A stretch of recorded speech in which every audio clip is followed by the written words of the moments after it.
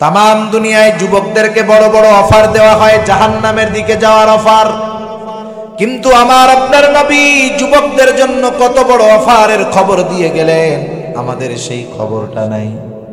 খাইরে যৌবনকালের ইবাদতের কত দাম, যৌবনকালে যারা ইবাদত করে তাদের জন্য কত অফার। রাসূলুল্লাহ সাল্লাল্লাহু আলাইহি ওয়াসাল্লাম এক হাদিসের মধ্যে বলেন, কিয়ামতের দিন সূর্যটা যখন একেবারে নিকটে থাকবে, বিজ্ঞান বলে পৃথিবী থেকে সূর্যের দূরত্ব 9,30,00,000 মাইল। কত দূরে সূর্য! আবার বিজ্ঞান বলে পৃথিবীর দিকে সূর্যের ঠান্ডা দিকটা দেওয়া। আমরা সূর্যের যেই দিকটা দেখি বা যেই দিকটার আলো পাই সেটা হলো ঠান্ডা দিক। এরপরেও দেখেন ওই 9,30,00,000 মাইল দূরের সূর্যের আলো সরাসরি দুনিয়ার মধ্যে আসে না। কেমনে আসে? আসার আগে আল্লাহ তাআলা পৃথিবীর বাইরে একটা ছাকনি রাইখা দিয়েছেন, কুদরতি ছাকনি। ওইটার উপরে আগে সূর্যের আলোটা পড়ে।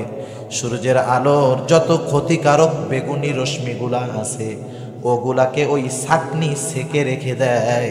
এরপরে যখন ওই সূর্যের আলোটা দুনিয়াতে আসে, ওটা আমাদের জন্য ভিটামিন ডি হয়ে যায়। এই সূর্যের আলোটা দুনিয়ায় আসে এখন ভিটামিন। যত উপকারী হোক, প্রচন্ড গরমের সময় চৈত্র মাসে ওই সূর্য যখন পরিপূর্ণভাবে আলো দেয়, খালি গায়ে খালি পায়ে মাটিতে চলা, তারপরে পাকা রাস্তার উপরে খালি পায়ে হাঁটা সম্ভব। আমরা মাঝে মধ্যে ভিডিওর মধ্যে দেখছি আরবে 50-55 ডিগ্রি গরম পড়ে। এত পরিমাণ গরম, বালুর উপরে তাওয়া রাইখা দিছে যেটার উপরে ডিম ভাজে। ডিম আগুন টাগুন কিচ্ছু না, শুধু বালুর উপরে রাইখা দিছে তাওয়া। উপরে একটু তেল ঢেলে দিল, 5 মিনিটের মধ্যে তেল টকবক করতেছে গরম। ওর উপরে ডিম দিল, ডিম ভাজা হয়ে যায়। কত গরম! এত দূরের সূর্য, এত দূরের সূর্য, ঠান্ডা দিকের তাপ, এত তাপ। আর কিয়ামতের দিন সূর্যটা একেবারে নিকটে থাকবে, সূর্যের গরম দিকটা হাসরবাসীর দিকে থাকবে। শুধু তাই না, কিয়ামতের জমিনটা তামা তামা হয়ে যাবে। নবীজি বলেন সেই দিন কোথাও কোনো ছায়া থাকবে না আরশের ছায়া ছাড়া। আর কোথাও কোনো ছায়া থাকবে না, শুধু আরশের ছায়া থাকবে। নবীজি এবার অফার ঘোষণা করতেছেন, শোনো, ওই দিন ওই কঠিন মুসিবতের সময় মাঝে মধ্যে দেখেন এই যে বাণিজ্য মেলা চলতেছে, মেলার মধ্যে অনেক অফার দেয়। অফারের মধ্যে থাকে 5,000 টাকার মাল যদি কেনা হয় একটা কুপন দেওয়া হবে। কুপন মেলার শেষে র্যাফেল ড্র হবে, আপনিও জিততে পারেন 5 লক্ষ টাকার গাড়ি, হয় না? মিনিমাম 5,000 টাকার মাল জিনিস কিনলে একটা কুপন পাবেন, ওইটা জমা দিয়ে যাবেন, মেলার পরে ড্র হবে। নসিব যদি ভালো থাকে তাইলে আপনি 5 লাখ টাকার গাড়ি পেয়ে যেতে পারেন। এই অফার দেওয়ার পরে কি হয়? বউ খালি স্বামীরে ঠেলে, আরে চলো না 5,000 টাকার মাল কিনি, যদি লেগে যায়, যদি লটারিতে পাওয়া যায়। আরে কিছু প্রয়োজন নাই, এরপরেও আলতু ফালতু কিনা অফারটা গ্রহণ করে, ঠিক কিনা বলেন? আমার আপনার নবী অফার দিচ্ছে, ও দুনিয়ার মানুষ, সেই দিন কোথাও কোনো ছায়া থাকবে না আরশের ছায়া ছাড়া। শুনে নাও, সেই দিন 7 শ্রেণীর মানুষ ওই আরশের ছায়ায় স্থান পাবে। নবীজি 2 নম্বরে যাদের নাম ঘোষণা করলেন, যেই শ্রেণীর লোকের কথা বললেন, নবীজি বলেন শাবুন নাশাউ ফি ইবাদাতিল্লাহ وَإِذَا حَكَمْتُمْ بَيْنَ النَّاسِ أَن تَحْكُمُوا بِالْعَدْلِ إِنَّ اللَّهَ نِعِمَّا يَعِظُكُم بِهِ إِنَّ اللَّهَ كَانَ سَمِيعًا بَصِيرًا. وقال رسول الله صلى الله عليه وسلم 4 إذا كنا فيك فلا عليك ما فاتك من الدنيا حفظ أمانة وصدق حديث وحسن خلق وعفة في طعمة أو كما قال النبي صلى الله عليه وسلم صدق الله العلي العظيم وصدق رسوله النبي الكريم ونحن على ذلك من الشاهدين والشاكرين والحمد لله رب العالمين سبحانك لا علم لنا إلا ما علمتنا إنك أنت العليم الحكيم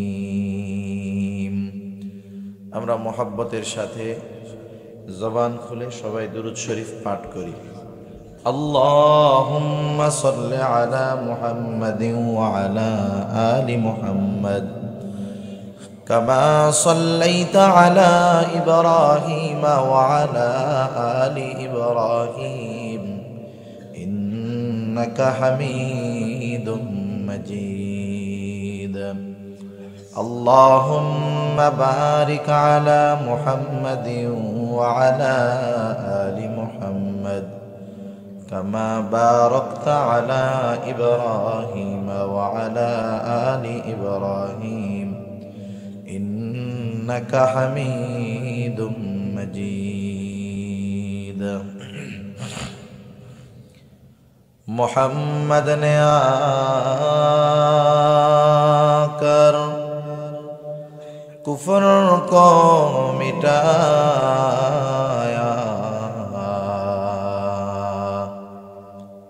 कुफ्र को मिटा कर सदाकत को बताया बलगल उला बिकमालिही कशफत दुजा बिजमालिही हसनत जमीउ खिसालिही सल्लु अलैहि व आलिही ला इलाहा इल्लल्लाह لا إله إلا الله لا إله إلا الله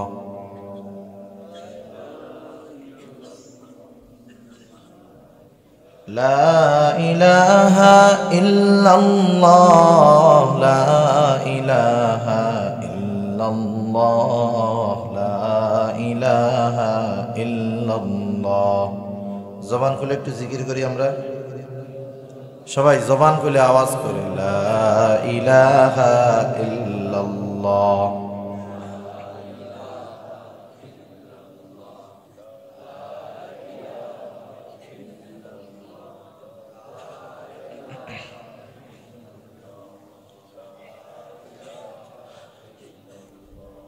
লা ইলাহা ইল্লাল্লাহ মুহাম্মাদুর রাসূলুল্লাহ সাল্লাল্লাহু আলাইহি ওয়াসাল্লাম। আলহামদুলিল্লাহ, আল্লাহ রাব্বুল আলামিনের দরবারে অগণিত শুকর যে মহান মালিক আমাদের হায়াতে বরকত দিয়ে সুস্থ রেখে ঐতিহ্যবাহী চট্টগ্রাম জেলার অন্তর্গত ফটিকছড়ি থানাধীন নাজিরহাট পৌরসভা খলিলপাড়া ইসলামী যুব সংঘের উদ্যোগে এবং এই যুব সংস্থার এক যুগ পূর্তি উপলক্ষে আজকের এই ইসলামী মহাসম্মেলন, আজকের এই মহাসম্মেলনের সম্মানিত শ্রদ্ধেয় সভাপতি, আমন্ত্রিত ওলামায়ে কেরাম, সামনে উপস্থিত মুরব্বিয়ানে কেরাম, সমবয়সী যুবক বন্ধু, স্নেহের ছোট ভাই এবং পর্দার অন্তরালে অবস্থানরতা সম্মানিতা শ্রদ্ধেয়া মা ও বোন, যে মহান মনিব আমাদেরকে দীর্ঘ সময় অবধি এমন একটি গুরুত্বপূর্ণ দ্বীনি মজমায় বসার আসার তৌফিক দান করলেন, সেই মহান মনিবকে খুশি করার জন্য মহব্বতের সাথে জবান খুলে অন্তর থেকে আমরা একবার কালিমাতুশ শুকর পাঠ করি আলহামদুলিল্লাহ। অগণিত দুরুদ ও সালাম সৈয়দুল আম্বিয়া, আশরাফুল আম্বিয়া, খাতামুল আম্বিয়া বিশ্বনবী, শেষ নবী, শ্রেষ্ঠ নবী মুহাম্মদুর রাসূলুল্লাহ সাল্লাল্লাহু আলাইহি ওয়াসাল্লামের প্রতি দীর্ঘ রাত অবধি আপনারা কোরআন সুন্নাহর আলোচনা শুনেছেন। সাথে সাথে আপনাদের চট্টলার গর্ব হযরত মাওলানা মুফতি আলমগীর বিন কবির ভাইয়ের জবান থেকে জীবনমুখী বাস্তবসম্মত সঙ্গীতগুলা শুনেছেন। খুবই গুরুত্বপূর্ণ কথা সুরে সুরে আমাদের সামনে উনি উপস্থাপন করেছে, ঠিক না? আসলে ভাই যদি চট্টলা এদিকে না হয়ে ঢাকা হইতেন বা ঢাকাতে ওনার অবস্থান হতো, ওনার এই সঙ্গীতগুলা গোটা দেশ না, এগুলা আমাদের আশেপাশের দেশেও এগুলা অনেক প্রসিদ্ধি লাভ করতো, ঠিক কিনা বলেন? কারণ এখন তো সাংস্কৃতিক সংগঠন অথবা এই ধরনের যারা ইসলামী সঙ্গীত পরিবেশন করে তারা সঙ্গীতের বাস্তব দিকটার চাইতে ফ্যাশন ডিজাইন পোশাক আশাকের দিকেই বেশি নজর দেয়, ঠিক না? আবার এরা ভিডিও করতেছে কোন শিল্পী গোষ্ঠী শুনবে আর আমারে সাইজ করবে, সব বিপদ। তা যাই হোক, ভাইয়ের চাল চলন আমি যতদিন চিনি দেখেছি একজন কারা নির্যাতিত একজন ব্যক্তি, ঠিক না? ভাই সব সময় যে সঙ্গীতগুলা বলেন যতটুকু বুঝি শুনি দেখি, ভাই ওলামা একরামের সাথে ওলামা একরামের তত্ত্বাবধানে চলেন। এজন্য বাংলাদেশের অনেক প্রসিদ্ধ বিখ্যাত সাংস্কৃতিক সংগঠনগুলা বিভিন্ন সময় বিভিন্ন কারণে সমালোচনার সম্মুখীন হয়, কিন্তু ভাইয়ের ব্যাপারটা এমন নয়, ওলামা একরামের সাথে পরামর্শ অনুযায়ী আগানোর কারণে, ঠিক কিনা বলেন? আমরা দোয়া করি আল্লাহ তাআলা ভাইকে সুস্থ দীর্ঘ নেক হায়াত দান করুক। তার আগে ওয়াজ করেছেন হযরত মাওলানা নাজমুল হাসান হাবিবি সাহেব ঢাকা, তারপরে যিনি ওয়াজ করেছেন মুআবি আল হাবিবি হাফিজাহুল্লাহ। আসলে হযরতও খুব বড় মানের একজন আলেম। আজকে হযরতের প্রোগ্রাম প্রশাসনিক কারণে ক্যান্সেল হয়, আগামী দিন হযরতের খেদমতে হযরতের সাথেই আমি একটা প্রোগ্রামে আছি কক্সবাজার। চিন্তা করলাম যে হযরতের সাথেই নিয়ে যাই, এই সুবাদে আপনারাও কিছু বরকত পাইলেন, একজন মুসাফিরের জবান থেকে কিছু ইমানি জজবাওয়ালা কিছু কথা শ্রবণ করারও সুযোগ হলো, ঠিক কিনা বলেন? তা যাই হোক, আলোচনা অনেক হয়েছে, অনেক সময়, আমি আপনাদের বেশি সময় কষ্ট দিব না। আমি পবিত্র কোরআনুল কারীমের অন্যতম প্রসিদ্ধ সূরাতুন নিসা, সূরা নিসা থেকে 58 নম্বর আয়াত তিলাওয়াত করেছি এবং রাসূল আকরাম সাল্লাল্লাহু আলাইহি ওয়াসাল্লামের অগণিত হাদিস থেকে একটা হাদিস পাঠ করেছি, যেই হাদিসটা মুসনাদে আহমদের মধ্যে আছে।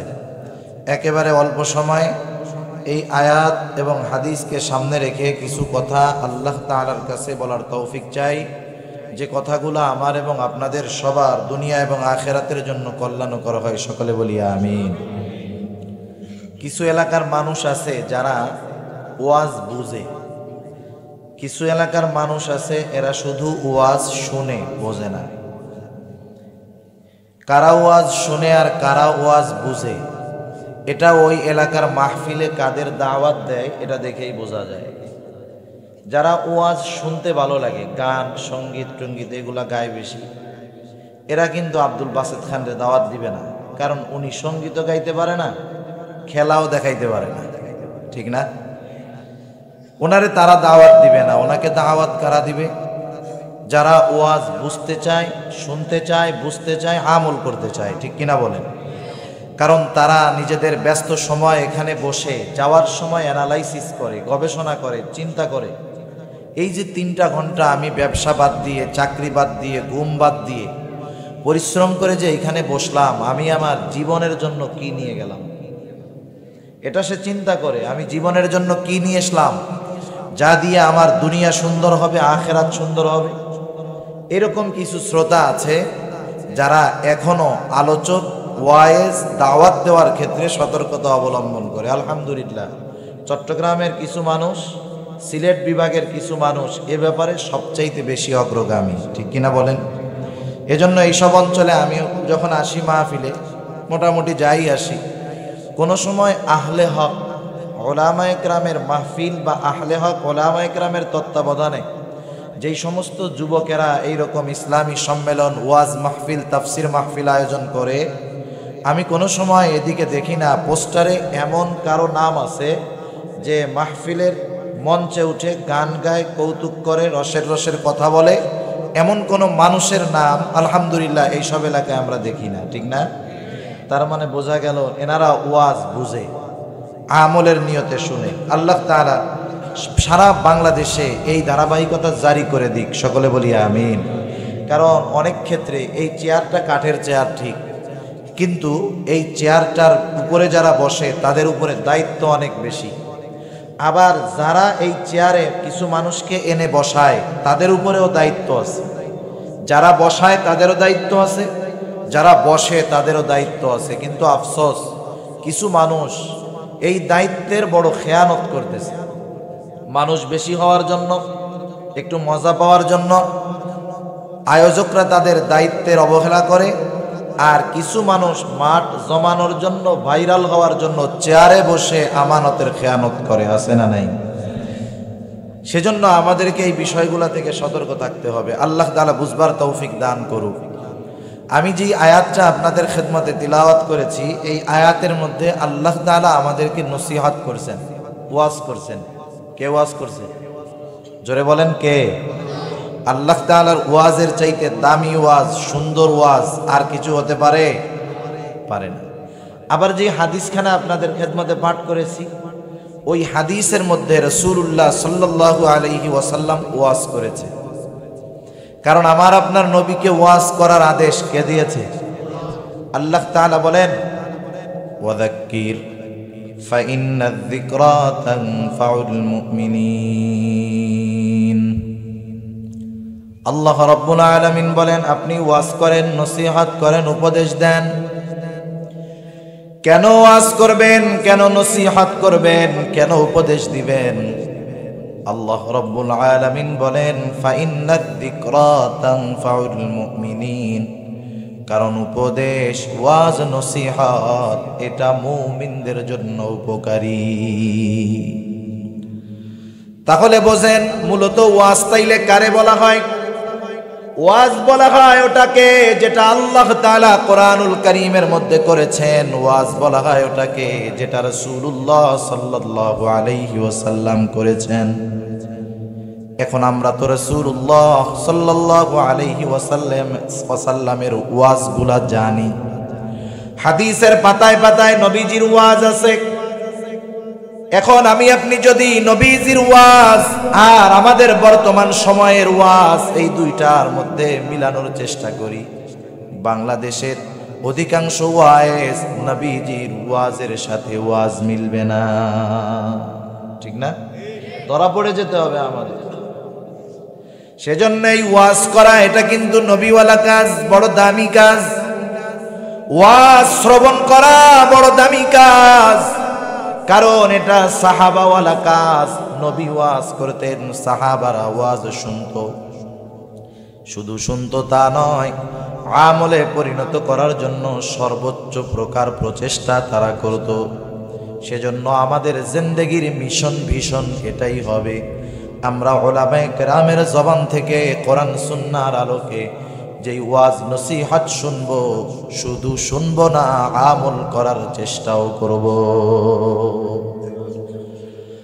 আল্লাহ রাব্বুল আলামিন কি ওয়াজ করতেছেন একটু খেয়াল দিয়া শুনি। দুইটা বিষয়ের ওয়াজ আল্লাহ তাআলা এই আয়াতের মধ্যে করেন। আল্লাহ তাআলা এক নম্বরে বলেন, ইন্নাল্লাহা ইয়া'মুরুকুম আন তুআদ্দুল আমানাতি ইলা আহলিহা। আল্লাহ রাব্বুল আলামিন আদেশ করতেছেন, ইন্নাল্লাহা ইয়া'মুরুকুম। আল্লাহ রাব্বুল আলামিন বলেন, নিশ্চয় আল্লাহ তাআলা তোমাদেরকে আদেশ করতেছেন, আন তুআদ্দুল আমানাতি ইলা আহলিহা।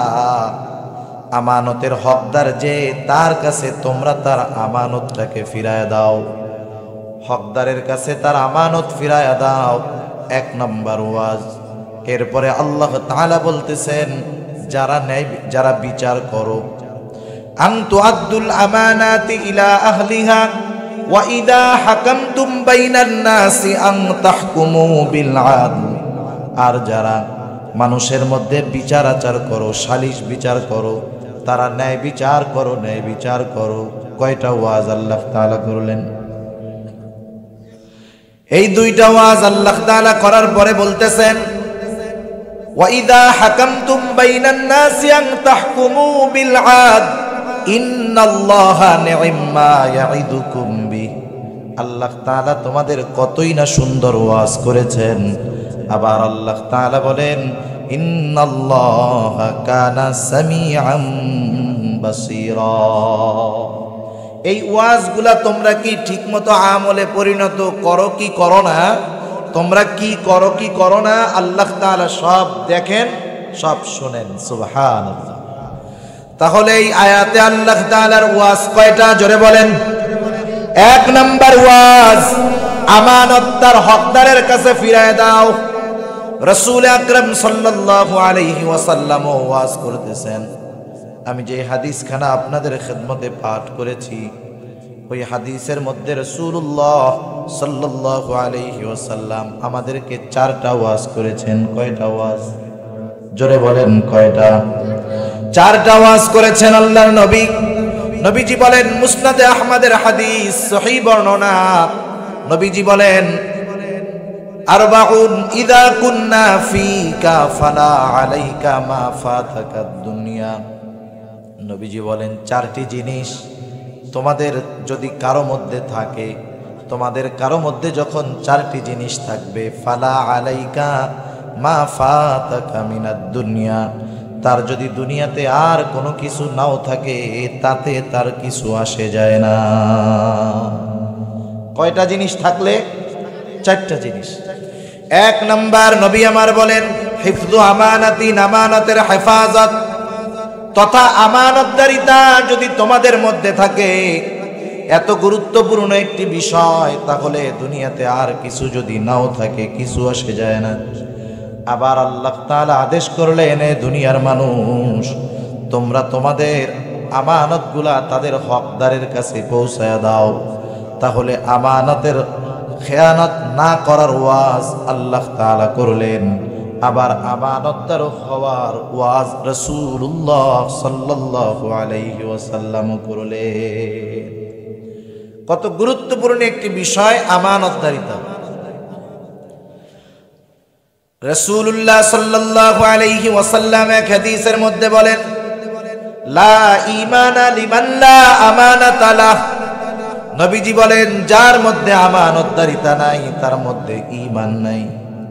কত গুরুত্বপূর্ণ একটি বিষয় হলো আমানত, কত গুরুত্বপূর্ণ বিষয় আমানতদারিতা, যে আমার আপনার নবী এই আমানতদারিতাকে নবীজি ঈমানের সাথে সম্পর্কিত বলে জানায়া দিয়েছে। আমানতদারিতার সম্পর্ক কিসের সাথে? ঈমানের সাথে। কথা বুঝতেছেন? কষ্ট হইতেছে না তো? বুঝতেছেন তো? তাহলে একটু জবাব দিয়েন। মাইক সিস্টেম সেটিং ভালো হয় না, বাইরের আওয়াজ ভেতরে আসবে, ভেতরের মাইকের আওয়াজ শুধু ভেতরে থাকবে, সিস্টেম হবে ওইটা, ওই বাইরের আওয়াজ আসতেছে। আর স্টেজে এইসব মাইক দিবেন না, আরো কোয়ালিটিফুল মাইক ইউজ করবেন স্টেজে, স্টেজের আওয়াজ ভালো না।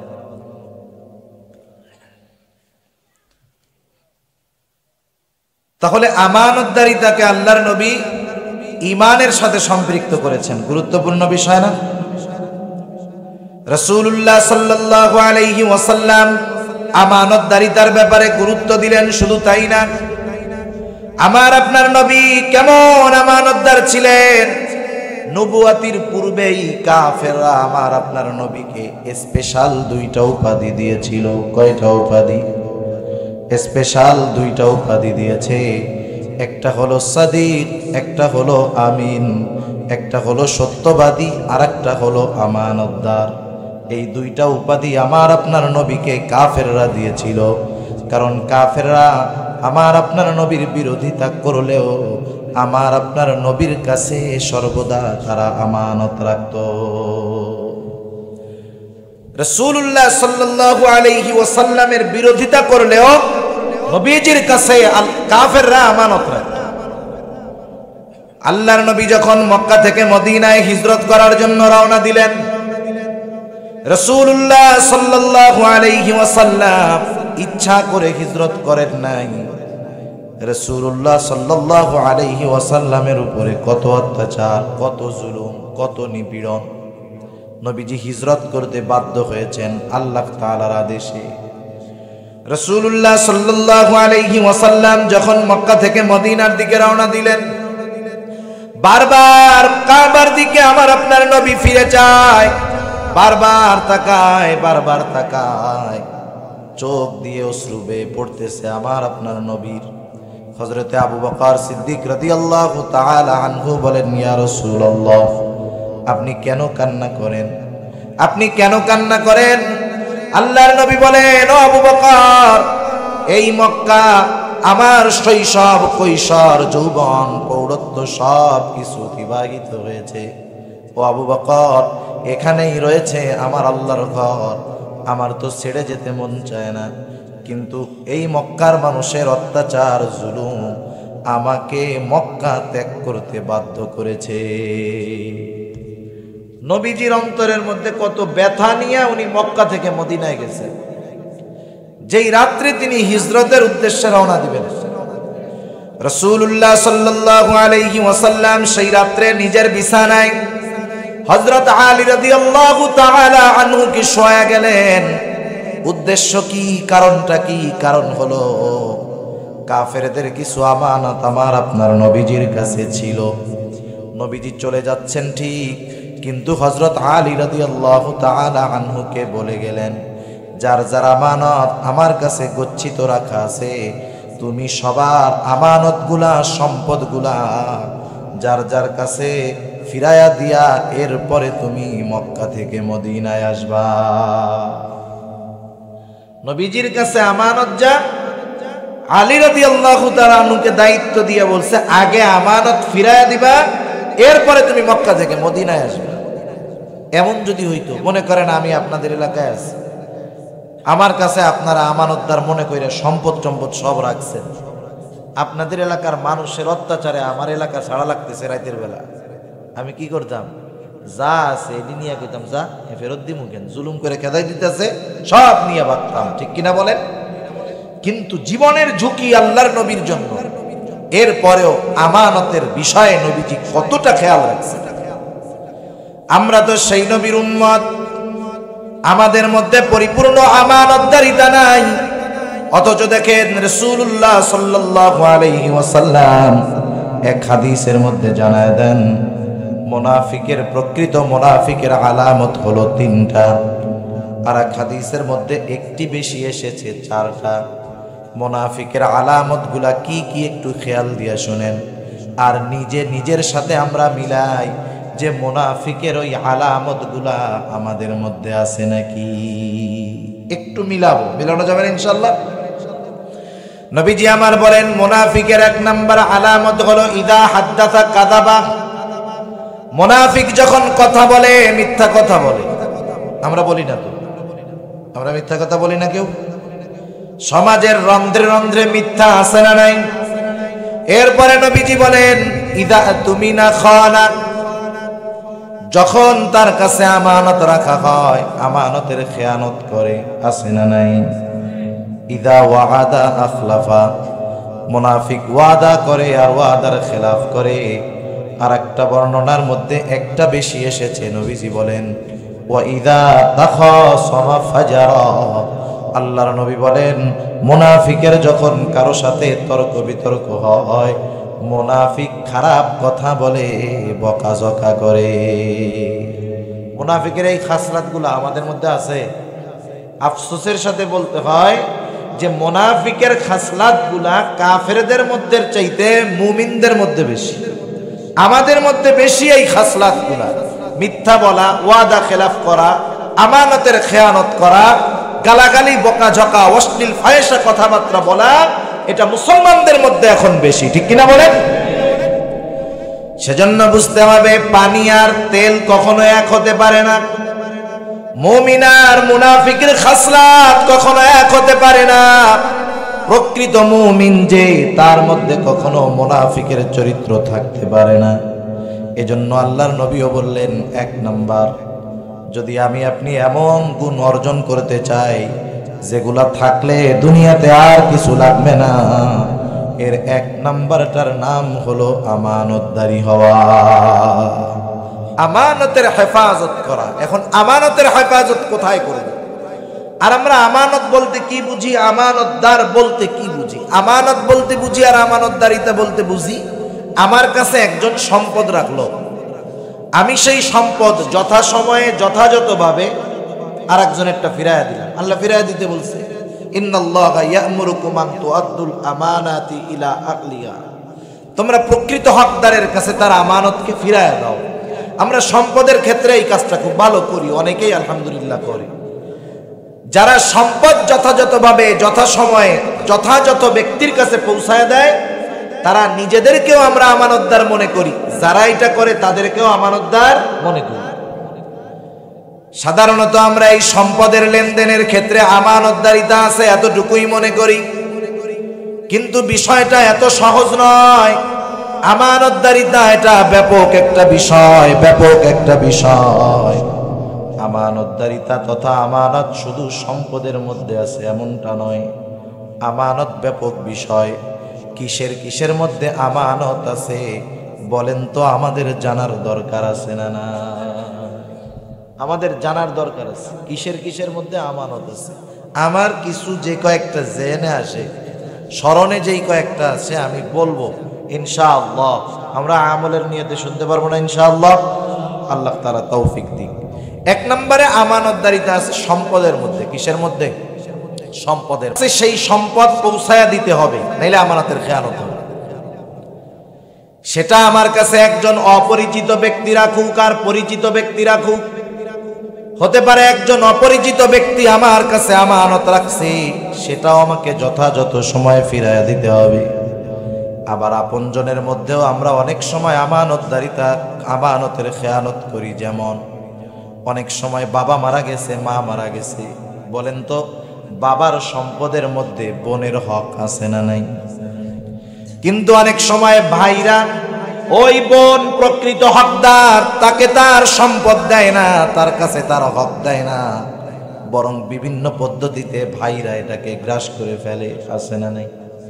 এই যে সম্পদ সে ফেরত দিল না, নিঃসন্দেহে সে আমানতের খেয়ানত করলো। এক কথায় প্রকৃত হকদার যে যেই সম্পদটা প্রাপ্য পাওনা, তার কাছে সেটা ফিরাইয়া দিতে হবে, নাহলে কি হবে? আমানতের খেয়ানত হয়ে যাবে। এক নাম্বার সম্পদের ক্ষেত্রে আছে আমানত। দুই নাম্বার কথার মধ্যেও আছে আমানত। কথার মধ্যে আমানত, এটা আবার কেমন ব্যাপার? রাসূলুল্লাহ সাল্লাল্লাহু আলাইহি ওয়াসাল্লাম বলেন, ইযা হাদ্দাসার রাজুল সুম্মা ইলতাফাতা ফাহিয়া আমানাতুন। নবীজি বলেন, যখন কোনো মানুষ কথা বলে আর এদিকে ওদিকে তাকায়, এই অবস্থায় সে যে কথাটা বলে আর যে ওই কথাটা শোনে, তার কাছে ওই কথাটা হয়ে যায় আমানত। মাঝে মধ্যে এসে আমাদের কাছে বলে না কথা, আপনার কাছেও বলে, আপনার বন্ধু কথা বলে আর ডানে বামে তাকায় যে কেউ দেখে কিনা, কেউ শোনে কিনা, আছে না নাই? এই অবস্থায় আমার আপনার কাছে একজন মানুষ যেই কথাই বলুক না কেন, তার বলার দরকার নাই কিছু, শুধু ডানে বামে তাকাইছে, এই কারণেই ওই কথাটা আমার আপনার কাছে আমানত হয়ে গেছে। সুবহানাল্লাহ। কিন্তু আমাদের খাসলাত কি? আমাদের খাসলাত হলো, আমাদেরকে কেউ যদি বলে যে ভাই এই কথাটা আপনার কাছে বললাম, আর কারো কাছে বললেন না, বলে না এরকম? যে ভাই কথাটা শুধু আপনার কাছে বললাম, আপনি আর কারো কাছে বললেন না। এই কথাটা যে আমাদেরকে বলে যে আর কারো কাছে বললেন না, আমাদের খাসলাত হলো ও বলতে মানা করছে, আর আমি যতক্ষণ না বলতে পারি আমার পেটের মধ্যে পুটপুট শুরু হয়ে যায়, ঠিক না?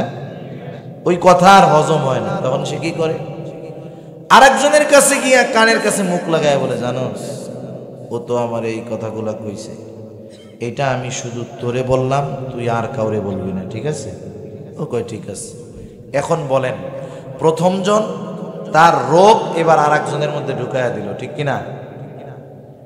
আমি আমার রোগ আরেকজনের মধ্যে দিলাম, আরেকজন এখন কি করবে? ও একই কাজ করে আরেকজনের কাছে বলে, আর বলে যে আমি তোরেই বললাম, তুই আর কাউরে বলিস না, ঠিক কিনা বলেন? এভাবে হতে হতে একটা সময় এই কথাগুলা একজনের কাছ থেকে আর একজন চাইতে চাইতে সবার কানের মধ্যে পৌঁছায় যায়, সবাই জেনে যায়। অথচ এই লোকটার কথা আমার কাছে ছিল আমানত। সেজন্য সাবধান, কথার মধ্যেও আমানত হয়। কেউ যদি আমার কাছে স্পেশাল গোপন ভাবে কোনো কথা বলে, আর এই কথা যদি আমি তার অনুমতি ব্যতীত অন্য কারো কাছে বলে দেই, নিঃসন্দেহে সম্পদের মধ্যে যেমন খেয়ানত হয়, এই কথা যদি আরেকজনের কাছে বলে দেওয়া হয় সেটাও আমানতের খেয়ানত হয়ে যায়। সেজন্য কথার মধ্যে আমানত আছে। একজন মুমিন তার দোষ ত্রুটি গোপন করা এটা বড় কল্যাণকর বিষয়। কারণ নবীজি বলেন, যে কোনো মুসলিমের দোষ ত্রুটি গোপন করলো, কিয়ামতের দিন আল্লাহ তাআলা তার দোষ ত্রুটি গোপন করে দিবে। সুবহানাল্লাহ। কিন্তু আমাদের অভ্যাসটা কি? আমাদের অভ্যাস হলো একজনের গোপন বিষয় যত আমরা ফ্লাশ করতে পারি তত খুশি হই। আবার দুই বন্ধুর মধ্যে ভালো সম্পর্ক, এক বন্ধু আর এক বন্ধুর কাছে খুব গোপন কথা বলছে। আমাদের দেশের পরিস্থিতি তো এখন এইরকম, বন্ধুত্ব হতেও সময় লাগে না, বন্ধুত্ব ধ্বংস হতেও সময় লাগে না, ঠিক কিনা বলেন? যখন দুজনের মধ্যে সম্পর্ক ছিল, গোপন কথাটাকে লুকায় রাখছে, কিন্তু যখন বন্ধুত্ব শেষ হয়ে গেল, দুশ্মন হয়ে গেল, এইবার ওই বন্ধুকে ঠকানোর জন্য, ঠেকানোর জন্য তার গোপন কথাগুলাকে সে ব্যবহার করে। কি বলে, এই বেশি বাড়াবাড়ি করবি না, তোর ব্যাপারে আমি সব জানি, বলে কি বলে না? এরকম দুশ্মনী হোক তাও সে আমানতের খেয়ানত করতে পারবে না। আমার আপনার নবী কাফেরদের সাথে আমার নবীর দুশ্মনী, নবীকে দুশ্মন মনে করে, নবী আমানতের খেয়ানত করছে। তাহলে আমার যদি আরেকজনের সাথে দুশ্মনী হয়, তার কিছু কথা যদি আমার কাছে আমানত থাকে, আমি কেন খেয়ানত করব? সাবধান, কোন সময় কথারও খেয়ানত করব না। এরপরে আছে দায়িত্বের মধ্যে আমানত। দায়িত্বের মধ্যে আছে আমানত, গুরুত্বপূর্ণ বিষয়। যে কোনো দায়িত্ব আমার কাছে আমানত। আমি যদি কাউকে দায়িত্ব দেই সেটা তার কাছে আমানত। কেউ যদি তার দায়িত্ব পরিপূর্ণভাবে আদায় না করে ওই দায়িত্বের বিনিময়ে পরিপূর্ণ পারিশ্রমিক মজুরি গ্রহণ করে, নিঃসন্দেহে সে দায়িত্বের আমানতের খেয়ানতকারী হয়ে যাবে। অনেক সময় বিভিন্ন জন বিভিন্ন জায়গায় চাকরি করে, চাকরির ক্ষেত্রে শর্ত এরকম থাকে যে দৈনিক সকাল 8টা থেকে বিকাল 4টা পর্যন্ত ডিউটি, মধ্যে 1 ঘন্টা নামাজ এবং দুপুরের খাবারের বিরতি। 7 ঘন্টা আপনাকে ডিউটি করতে হবে। 1 ঘন্টা অফিসের মধ্যে থেকে দুপুরের খাবার এবং নামাজের সময় পাবেন। এই যে 7 ঘন্টা, এই 7 ঘন্টার 1টা মিনিটও যদি কর্তৃপক্ষের অনুমতি ব্যতীত নিজের কাজে ব্যবহার করে, নিঃসন্দেহে আমানতের খেয়ানত হবে। প্রাকৃতিক সমস্যা যেমন প্রস্রাব পায়খানা, এটা তো ভিন্ন জিনিস, কিন্তু ইচ্ছা করে যদি করে এই বিষয়টা খুব খারাপ হবে। আবার আমাদের দেশে অনেক জায়গায় গার্মেন্টস ফ্যাক্টরি, কারখানার মধ্যে আফসোস লাগে, কিছু কিছু সময় কিছু কিছু মালিক এতটা জালেম যে একজন নামাজি নামাজ পড়বে সেই সুযোগটাও দেয় না। আছে না নাই? যারা এই ধরনের কাজ করে ওরা তো বড্ড জালেম, আল্লাহ ওদের হেদায়েত দিয়ে। কিন্তু কিছু মানুষ আছে কি করে জানেন?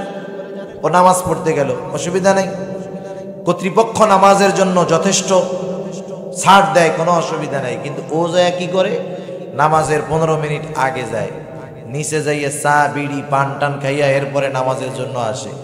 আসরের নামাজ ওযু ইস্তেঞ্জা কইরা পড়তে লাগে 10 মিনিট, ও লাগায় 1 ঘন্টা। আছে না নাই? এই নামাজিও আমানতের খেয়ানতকারী। কারণ ওর নামাজের জন্য যতটুকু সময় দরকার এর থেকে একটু বেশি পরিমাণ সময় যদি নিজের জন্য ব্যয় করে, নিঃসন্দেহে সে দায়িত্বের অবহেলাকারী, দায়িত্বের আমানতের খেয়ানতকারী, ঠিক কিনা? অথচ দেখেন আমাদের অতীতের মানুষেরা তাদের দায়িত্বের ব্যাপারে কতটা সচেষ্ট ছিল, দায়িত্বের ব্যাপারে তারা কতটা গুরুত্বের সাথে এই বিষয়গুলা খেয়াল রাখতো। মাহমুদুল হাসান দেওবন্দি রহমাতুল্লাহি আলাইহি, যার উপাধি হলো শাইখুল হিন্দ, ইসলামের ইতিহাস বলেন আর এই ভারতীয় উপমহাদেশের ইতিহাস বলেন, ভারতীয় উপমহাদেশের ইতিহাসের একটা অবিচ্ছেদ্য অংশ শাইখুল হিন্দ রহমাতুল্লাহি আলাইহি। কারণ আজকে যে নতুন একটা দেশ পেলাম, বাংলা ভাষায় কথা বলতেছি, ইসলামের কথা বলতেছি, যাদের অবদান ওই ইংরেজদেরকে এই দেশ থেকে তাড়ানোর পেছনে, তাদের মধ্যে অন্যতম হলেন শাইখুল হিন্দ মাহমুদুল হাসান দেওবন্দি রহমাতুল্লাহি আলাইহি। ইতিহাস আমরা জানি না, তাই জানি না কেমন ব্যক্তি ছিলেন উনি। উনি যখন বার্ধক্যে উপনীত হলেন, বুড়া হয়ে গেছেন, বয়স অনেক বেশি হয়ে গেছে। একটা মানুষ একই কাজ যৌবনকালে যেভাবে পারে, বুড়া হয়ে গেলে ইচ্ছা করলেও তেমনটা পারে না, ঠিক না? একটা যুবক মানুষ 10 কেজি 20 কেজি 50 কেজি উঠাইতে কষ্ট হয় না, কিন্তু 70 বছরের বৃদ্ধ মানুষ উঠানোর ইচ্ছা করলেও কিন্তু উঠাইতে পারে না। শাইখুল হিন্দ রহমাতুল্লাহি আলাইহি বৃদ্ধ হয়ে গেছে, পরিবারের লোকের সংখ্যা বেড়ে গেছে, খরচ বেড়ে গেছে। দারুল উলুম দেওবন্দের মজলিসে শুরার মধ্যে আলোচনা হলো যে শাইখুল হিন্দ রহমাতুল্লাহি আলাইহির পরিবারের খরচটা বেড়ে গেছে। তৎকালীন সময় ওনার বেতন ছিল 10 টাকা। মিটিংয়ের মধ্যে সিদ্ধান্ত হলো শাইখুল হিন্দের বেতনটা বাড়ায় দেওয়া হবে। কত বাড়ানো হবে? 10 টাকা আছে, 15 টাকা করা হবে। উনি বেতন বাড়ানোর আবেদন করেন নাই। কর্তৃপক্ষ ওনার ব্যাপারে খোঁজ নিয়ে জানছেন, দেখছেন, ওনারা নিজেদের থেকেই সবাই ঐক্যমত, কারো কোনো বিরোধী মত নাই, সবাই একমত যে হযরতের বেতন বাড়ানো হোক। 15 টাকা বেতন বাড়ানো হয়েছে। মাসের শেষে হযরতের কাছে 15 টাকা ওজিফা চলে গেল। উনি খুলে দেখেন বেতন 15 টাকা। উনি তো জানেন না যে ওনার বেতন বাড়ানো হয়েছে 5 টাকা। উনি 5 টাকা নিয়ে ফেরত চলে গেছেন অফিসের মধ্যে। যা বলতেছে, হয়তো ভুলে 5টা টাকা বেশি চলে আসছে, ফেরত নাও। অফিস থেকে জানানো হলো, না হযরত, না না, আপনার বেতন বেশি দেওয়া হয় নাই, বরং সবাই মিটিংয়ের মধ্যে এই সিদ্ধান্তে উপনীত হয়েছে যে আপনার বেতন 10 টাকা থেকে 15 টাকা করা হলো। খুশি হওয়ার কথা না? যে আমি তো বলি নাই, এরপরেও আমার বিষয়টা এনারা খেয়াল রাখছে। যাক, সবাইকে ধন্যবাদ। বর্তমান জামানায় যদি এরকম হয়, যারা চাকরিজীবী আছেন, খুশি হবেন না ভাই? কত খুশি, হ্যাঁ, বাড়াই দিচ্ছে। উনি কি বললেন? উনি বললেন যে শোনো, বেতন বাড়ানো লাগবে না। আমি এক সময় যুবক ছিলাম, আমাকে যেই দায়িত্ব দেওয়া হয়েছিল সেই দায়িত্ব আমি যথাযথভাবে পালন করতে পারতাম, কিন্তু এখন আমার বয়স অনেক হয়ে গেছে, আমি বৃদ্ধ হয়ে গেছি, আগের মতো আমি আমার দায়িত্বটা পালন করতে পারি না। আমার তো মন চায়, তোমরা তো বেতন বাড়ায় দিছো, আমার তো মন চায়, আমি বুড়া হয়ে গেছি, আগের মতো দায়িত্ব পালন করতে পারি না। আমার মন চায় আমার 10 টাকা থেকে আরো যদি 5টা টাকা ফিরাইয়া দিতে পারতাম তাহলে ভালো হতো। অথচ দেখেন, একজন মানুষ যদি যৌবনে তার দায়িত্ব যথাযথভাবে পালন করে, বার্ধক্যজনিত কারণে সে যদি দায়িত্ব পালন নাও করতে পারে, এর জন্য তাকে দোষারোপ করার কোনো সুযোগ নাই। ইসলামেও এটা, দুনিয়ার নিয়মেও এটা। দুনিয়ার নিয়মে কোনটা? একজন সরকারি চাকরি করে, 18 বছরে সরকারি চাকরিতে ঢুকছে, 59 বছর পর্যন্ত সরকারের সার্ভিস দিছে, ঠিক না? একজন মানুষ 18 বছরে যৌবনের প্রারম্ভে সরকারি চাকরি শুরু করলো, 59 বছর বয়স, সে বার্ধক্যে এসে চাকরি ছেড়ে দিল। সরকার প্রতি মাসে তাকে বেতন দিছে, রেশন দিয়েছে। এখন এই 59 বছর বয়স, এই সময় যদি সরকার তাকে চাকরি থেকে অব্যাহতি দিয়ে বাড়ি পাঠায়া দিত, এই 59 বছরের লোক যদি কোনো জায়গায় যায় চাকরি করতে চায়, তারে নিবে? বলবো আপনি তো ওল্ড, রিজেক্ট, আপনারা দিয়ে কাজ হবে না, আপনি চাউলের বস্তা মাথায় নিতে পারবেন না, আপনি এই কাজ করতে পারবেন না, আপনি মুরব্বী, আমার এই জায়গায় থাকলে আপনি বয়স বেশি, আপনাকে আমি আদেশ করতে পারবো না, সুতরাং কোনো চাকরি বাকরি আমি দিতে পারবো না আপনারে।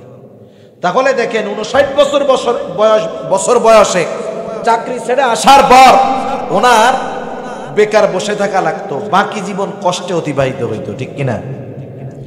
কিন্তু গভর্নমেন্ট ওনার প্রতি রহম করলো কেমনে?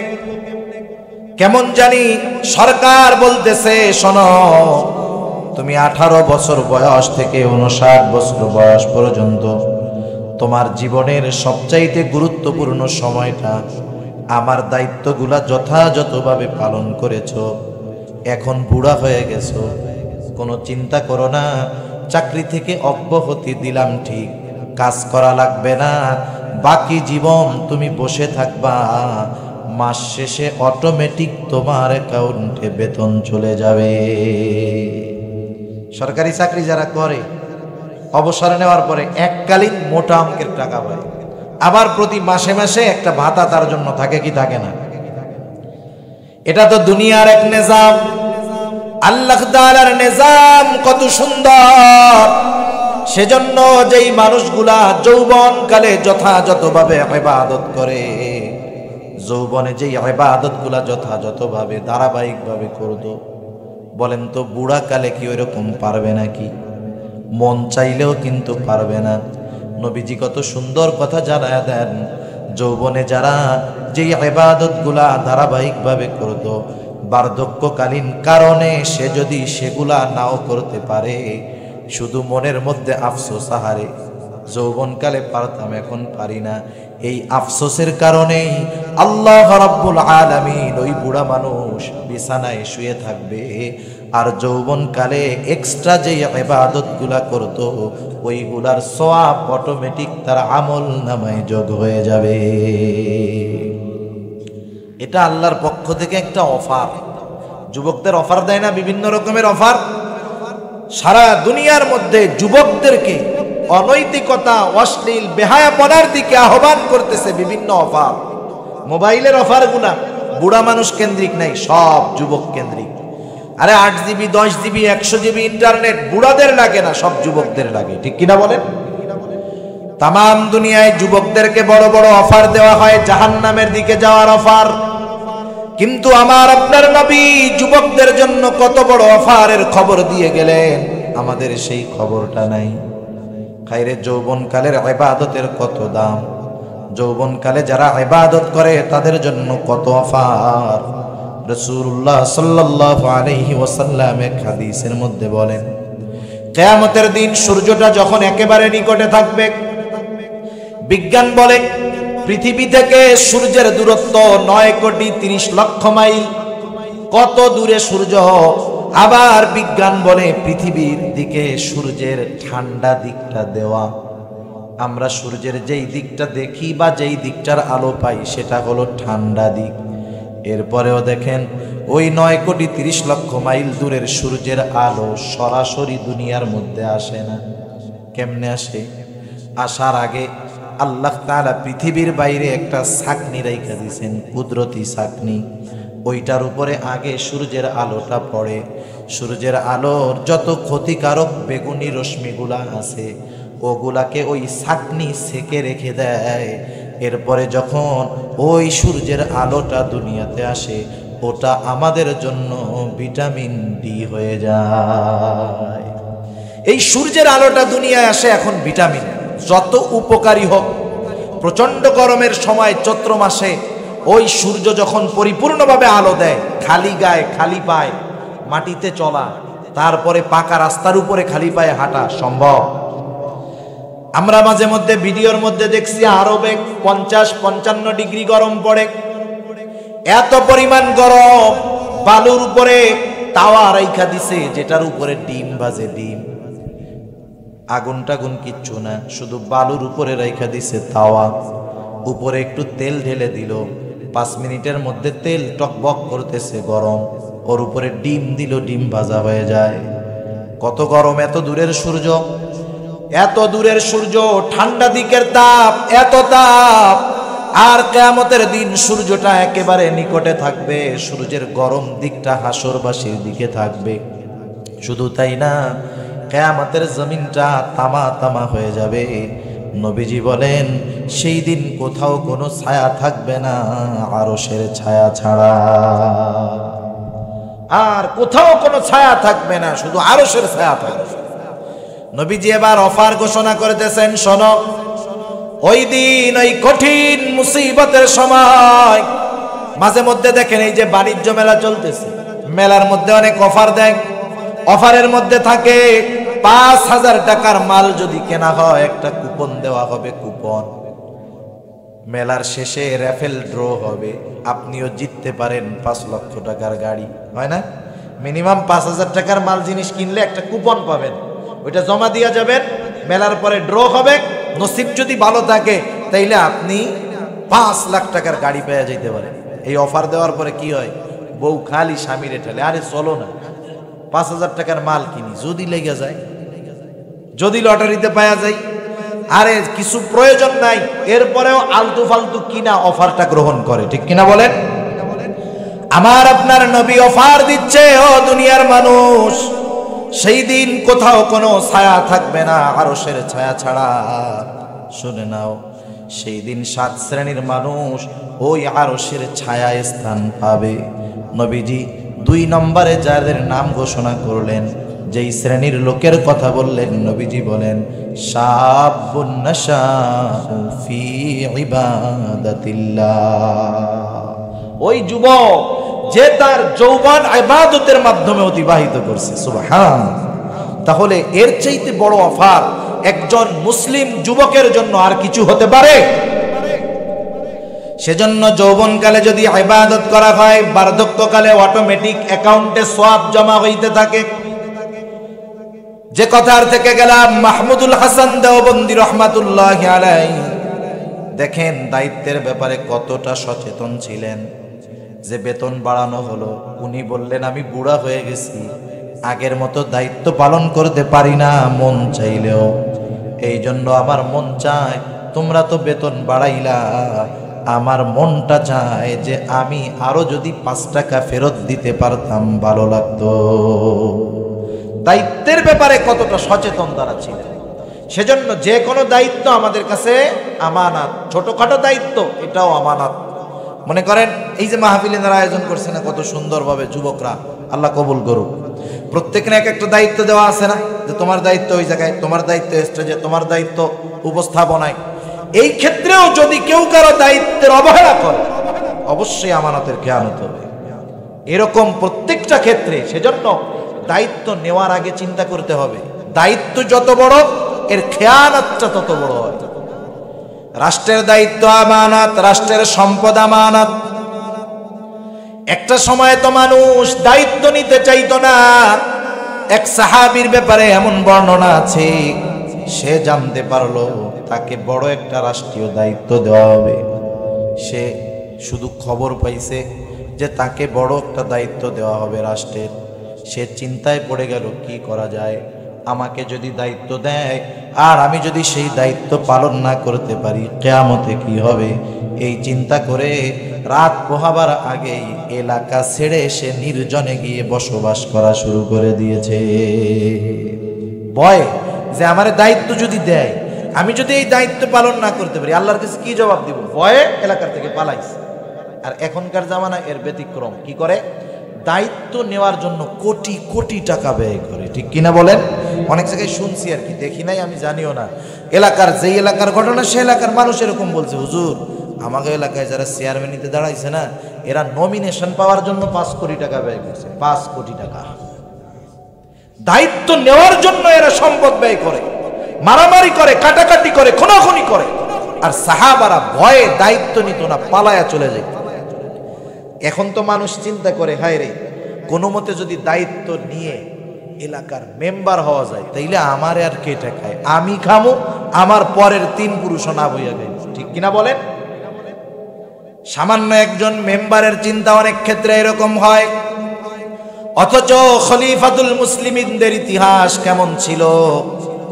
রাষ্ট্রীয় খাজানা তাদের হাতে ছিল, কিন্তু কেমন ছিল জীবন তাদের? রাষ্ট্রের দায়িত্ব তারা কেমনে পালন করত, রাষ্ট্রের সম্পদের হেফাজত তারা কেমনে করত।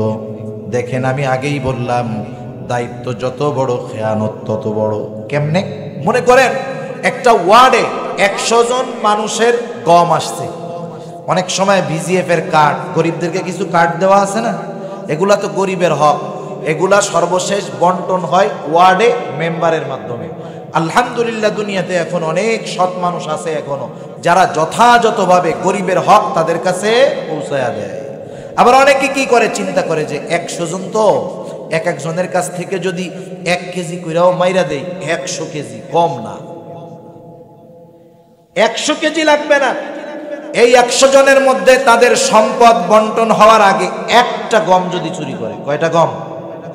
100 মনের কথা বাদ দেন, মাত্র একটা গম যদি সে অন্যায়ভাবে সরায়, বন্টন হওয়ার আগে ওই 100 গমের একটা গমের মধ্যে হক আছে 100 জনের। কত জনের? তাহলে একটা গম যদি সে সরাইলো, 100 জনের খেয়ানত করলো, 100 জনের হক নষ্ট করলো। শুধু হক নষ্ট করলো না, তাকে যেই দায়িত্ব দেওয়া হয়েছিল সেই দায়িত্বের আমানতের খেয়ানত সে করলো। এই কাজটা যদি চেয়ারম্যান করে তাইলে আরো বেশি বান্দার হক নষ্ট করা হবে। এমপি সাহেব যদি করে তাইলে এই আসনে যত মানুষ আছে তাদের হক নষ্ট করা হবে। রাষ্ট্রীয় প্রধান যদি করে তাহলে একটা টাকা যদি রাষ্ট্রের খেয়ানত করে, সেই দেশের যত মানুষ আছে সব মানুষের হক নষ্ট করা হবে। সেজন্য দায়িত্ব বড় জটিল জিনিস। আমানতের খেয়ানত যেমন হয়, বান্দার হক নষ্ট তেমন হয়। এজন্য রাসূলুল্লাহ সাল্লাল্লাহু আলাইহি ওয়াসাল্লাম সতর্ক করেছেন, শোনো, তোমরা সেই দিন আসার পূর্বে সতর্ক হয়ে যাও, যেই দিন আল্লাহ তাআলা বাদী বিবাদীর মধ্যে ফয়সালা করে দিবেন। সেই দিন আসার পূর্বে তোমরা যদি অন্যায়ভাবে কাউকে একটা কথার দ্বারাও কষ্ট দিয়ে থাকো, ওই দিন আসার আগে তোমরা তার কাছে ক্ষমা চেয়ে নাও। কেউ যদি অন্যায়ভাবে একজনকে কথার দ্বারা কষ্ট দেয়, কিয়ামতের দিন এই কষ্ট দেওয়ার বদলা আল্লাহ তাআলা নেকির মাধ্যমে দেওয়া হবে। একদিন রাসূলুল্লাহ সাল্লাল্লাহু আলাইহি ওয়াসাল্লাম সাহাবাদেরকে জিজ্ঞাসা করতেছে, বলো তো কিয়ামতের দিন সবচাইতে নিঃস্ব হবে কে? সাহাবারা বলল, আল্লাহ এবং তার রাসূল ভালো জানে। নবীজি বললেন, শোনো, কিয়ামতের দিন সবচাইতে নিঃস্ব হবে ওই ব্যক্তি যার নামাজের অভাব নাই, রোজার অভাব নাই, দান সদকার অভাব নাই, কিন্তু তার মধ্যে একটা বিষয়ের ত্রুটি ছিল, সেটা হলো সে বান্দার হক নষ্ট করত।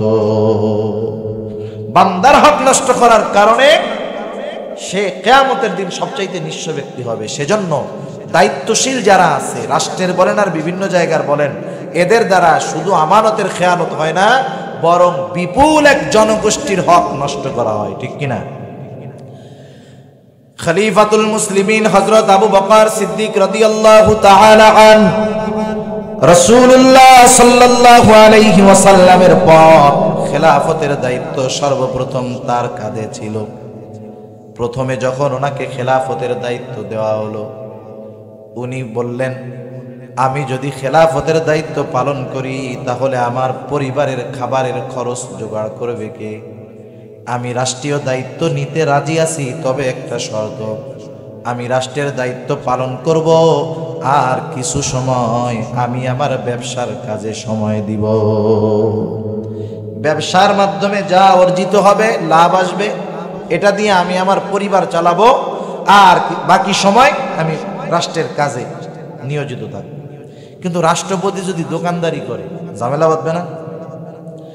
দিন যায়, ইসলামের পরিধি আরো বাড়তেছে, ইসলামী ভূখণ্ডের পরিধি বাড়ে, দলে দলে রাষ্ট্রপ্রধানের কাছে, খলিফাতুল মুসলিমিনের কাছে প্রতিনিধি আসে।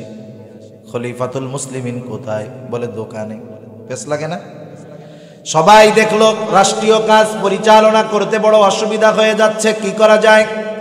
সবাই মিলে সিদ্ধান্তে উপনীত হলো, আমরা খলিফাতুল মুসলিমিনের পূর্ণাঙ্গ সময়টা চেয়ে নিব এবং এর বিপরীতে ওনাকে কিছু ওজিফা দেওয়া হবে, ভাতা দেওয়া হবে। আবু বকর সিদ্দিক রাদিয়াল্লাহু তাআলা আনহুকে বলা হলো, উনি ইসলামের কথা চিন্তা করে পূর্ণাঙ্গ সময়টা খেলাফতের দায়িত্বে দিতে তিনি রাজি হলেন। বিনিময়ে কিছু ভাতা, তাও প্রতি মাসের ভাতা মাসে নিবেন না, প্রতিদিন বাইতুল মাল থেকে তার পরিবারের জন্য খরচ যতটুকু না হলেই নয়, একেবারে অল্প পরিমাণে একটা বরাদ্দ দেওয়া হলো, যেটা দিয়ে একটা খাবার হয় আর তরকারি হয়, আর কিছু না। দিন চলতেছে। একদিন হযরত আবু বকর সিদ্দিক রাদিয়াল্লাহু তাআলা আনহুর স্ত্রীর মনে চাইলো তিনি একটু পায়েস খাবেন, ফিন্নি খাবেন। চিনেন ফিন্নি? পায়েস চিনেন? খাইতে মন চাইছে, কিন্তু প্রতিদিন দৈনিক যেই পরিমাণ খাবারের জন্য দেওয়া হয় ভাতা যতটুক, ওইটা দিয়ে যদি খাবার রান্না করে ফিন্নি হবে না, ফিন্নি রান্না করলে খাবার হবে না। তারপরেও খাইতে মন চাইছে, কি করা যায়? প্রতিদিনকার খরচ থেকে একটু একটু করে আলাদা করলেন। বেশ কয়েকদিন পরে যখন পরিমাণটা একটু বেশি হলো, ওই দিন উনি ফিন্নি রাঁধলেন, পায়েস রান্না করলেন। খলিফাতুল মুসলিমিন খাবার খাইতে আসছেন, সাথে সাথে ওই পায়েসের পেয়ালাটাও দেওয়া হলো। ঘরের মালিক জানে ঘরের কি খবর, ঠিক কিনা বলেন? আবু বকর সিদ্দিক রাদিয়াল্লাহু তাআলা আনহু জানেন আমার পরিবারের জন্য রাষ্ট্র থেকে যতটুকু ভাতা নেওয়া হয় তা দিয়ে খাবার রান্না করলে পায়েস হবে না, পায়েস রান্না করলে খাবার হবে না। স্ত্রীকে জিজ্ঞাসা করতেছে, প্রতিদিন তো এই খাবার, আজকে পায়েস পাইলা কোথায়? স্ত্রী আবার বলতেছে, শোনেন, অনেকদিন আগে একটু পায়েস খাইতে মন চাইছে, যেই বরাদ্দ আমাদের জন্য তা দিয়ে তো পায়েস হবে না। আমি প্রতিদিনকার খাবারের থেকে একটা অংশ আস্তে আস্তে করে বেশ কিছুদিন যাবত আলাদা করলাম, আজকে একটু বেশি পরিমাণ হলো, পায়েস রান্না করলাম। আবু বকর সিদ্দিক রাদিয়াল্লাহু তাআলা আনহু জিজ্ঞাসা করতেছে, কতটুকু কইরা আলাদা করছো? স্ত্রী বলে, এই পরিমাণ। এবার উনি চলে গেলেন বাইতুল মালে, ওখানে গিয়ে বললেন, শোনো, দৈনিক আমার জন্য যা বরাদ্দ তা থেকে কমায়া দিবা। কতটুকু কমাবা? যতটুকু ওনার স্ত্রী দৈনিক আলাদা করেছে, কারণ ওইটা তো আমার দরকার নেই। চিন্তা করেন, আমাদের দেশে সরকারি দায়িত্ব পাইলেই হয়েছে, রাষ্ট্রীয় কোনো দায়িত্ব পেলেই হয়েছে, এটা সরকারি চাকরি হোক আর গভর্নমেন্টের পক্ষ থেকে জনপ্রতিনিধি হোক, সবাই না, অধিকাংশ মানুষ সরকারি সুইপার হইলেও ওর ঢাকা শহর ধানমন্ডি 5 তলা বাড়িয়েছে, ঠিক কিনা বলেন? কি কইরা? আমানতের খেয়ানত করতে করতে এইগুলা করতেছে সব। সেজন্য রাষ্ট্রের সম্পদ, এটার মধ্যেও আছে আমানত। খলিফাতুল মুসলিমিন হযরত ওমর রাদিয়াল্লাহু তাআলা আনহু একদিন রাতের বেলায় বাতি জ্বালায়া কাজ করতেছে। একজন লোক আসছে, আয়েশা বলে, খলিফাতুল মুসলিমিন, আপনার সাথে আমি কিছু কথা বলতে চাই। বলতেছে, আমার ব্যক্তিগত কথা নাকি রাষ্ট্রীয় কথা বলো? লোকটা বলতেছে, খলিফাতুল মুসলিমিন, কথাটা হলো ব্যক্তিগত কথা। বলার সাথে সাথে হযরত ওমর রাদিয়াল্লাহু তাআলা আনহু বাতি নিভায়া দিছে। বলেন তো, কেউ যদি আমার আপনার বাসায় আসে রাতের বেলা আর যদি বলে আপনার সাথে আমার পার্সোনাল কথা আছে, লাইটটা নিভাই দিলে কি হবে? অপমান বোধ করবে না? চিন্তা করবে যে আসলাম পার্সোনাল কথা কইতে, এখন দেখি বাতি নিভাইয়া দেয়। কারণ আমাদের দেশে তো বাতি নিভাইয়া পিটানো অভ্যাস আছে না নাই? আছে না? লাইন কাইটা দিয়া পেটানো অভ্যাস তো আছে। এখন ও চিন্তা করবে, ভয় পেয়ে গেছে, কি ব্যাপার? যখনই আমি বললাম আপনার সাথে আমার ব্যক্তিগত কথা আছে, বাতি নিভাইয়া দিল কেন? উনি প্রশ্ন করলেন, খলিফাতুল মুসলিমিন, বাতি নিভাইয়া দেওয়ার কারণ কি? হযরত ওমর বলতেছি, শোনো, তোমার সাথে আমার কথা হবে ব্যক্তিগত কথা, রাষ্ট্রীয় কথা নয়। আমি কথা বলবো ব্যক্তিগত কথা, আর রাষ্ট্রীয় সম্পদের অপব্যয় হবে, এটা হতে পারে না। 2 মিনিট কথা বললে কয় টাকার তেল ইটবা পুড়ত, অথচ দেখেন এতটুকু সম্পদের খেয়ানতটাকে তারা কত বড় করে দেখত, ঠিক কিনা বলেন? সেজন্য আমরা যে জায়গায় দায়িত্বে আছি, প্রত্যেকটা দায়িত্ব আমার আপনার কাছে আমানত, এটারও কিন্তু খেয়ানত হয়। সেজন্য সাবধান, দায়িত্বের মধ্যে আছে আমানত। এই যে দিন, এই যে ইসলাম, কোরআন, এটাও আমাদের কাছে আল্লাহ তাআলার পক্ষ থেকে আমানত। আল্লাহ রাব্বুল আলামিন বলেন, ইন্না আরাদনাল আমানাতা আলাস সামাওয়াতি ওয়াল আরদি ওয়াল জিবাল ফাআবাইনা আন ইয়াহমিলনাহা ওয়া আশফাকনা মিনহা ওয়া হামালাহাল ইনসান। আল্লাহ তাআলা বলেন, আমি এই আমানত আসমানের কাছে, জমিনের কাছে, পর্বতমালা পাহাড়ের কাছে প্রেরণ করলাম, পেশ করলাম।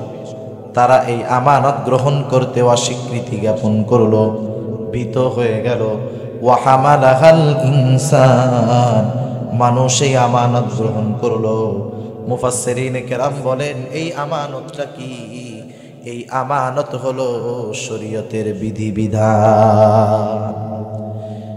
ইসলামে যত বিধিবিধান আছে, আদেশ নিষেধ আছে, সব আমাদের কাছে আমানত। এখন দেখেন, একজন নামাজ পড়ে না, এমন লোক তো নাই আপনাদের এলাকায়, আছে না? বেনামাজি, সে নামাজ পড়ে না, এর দ্বারা সে শুধু গুনাহ করে তা না, সে আমানতেরও খেয়ানত করে।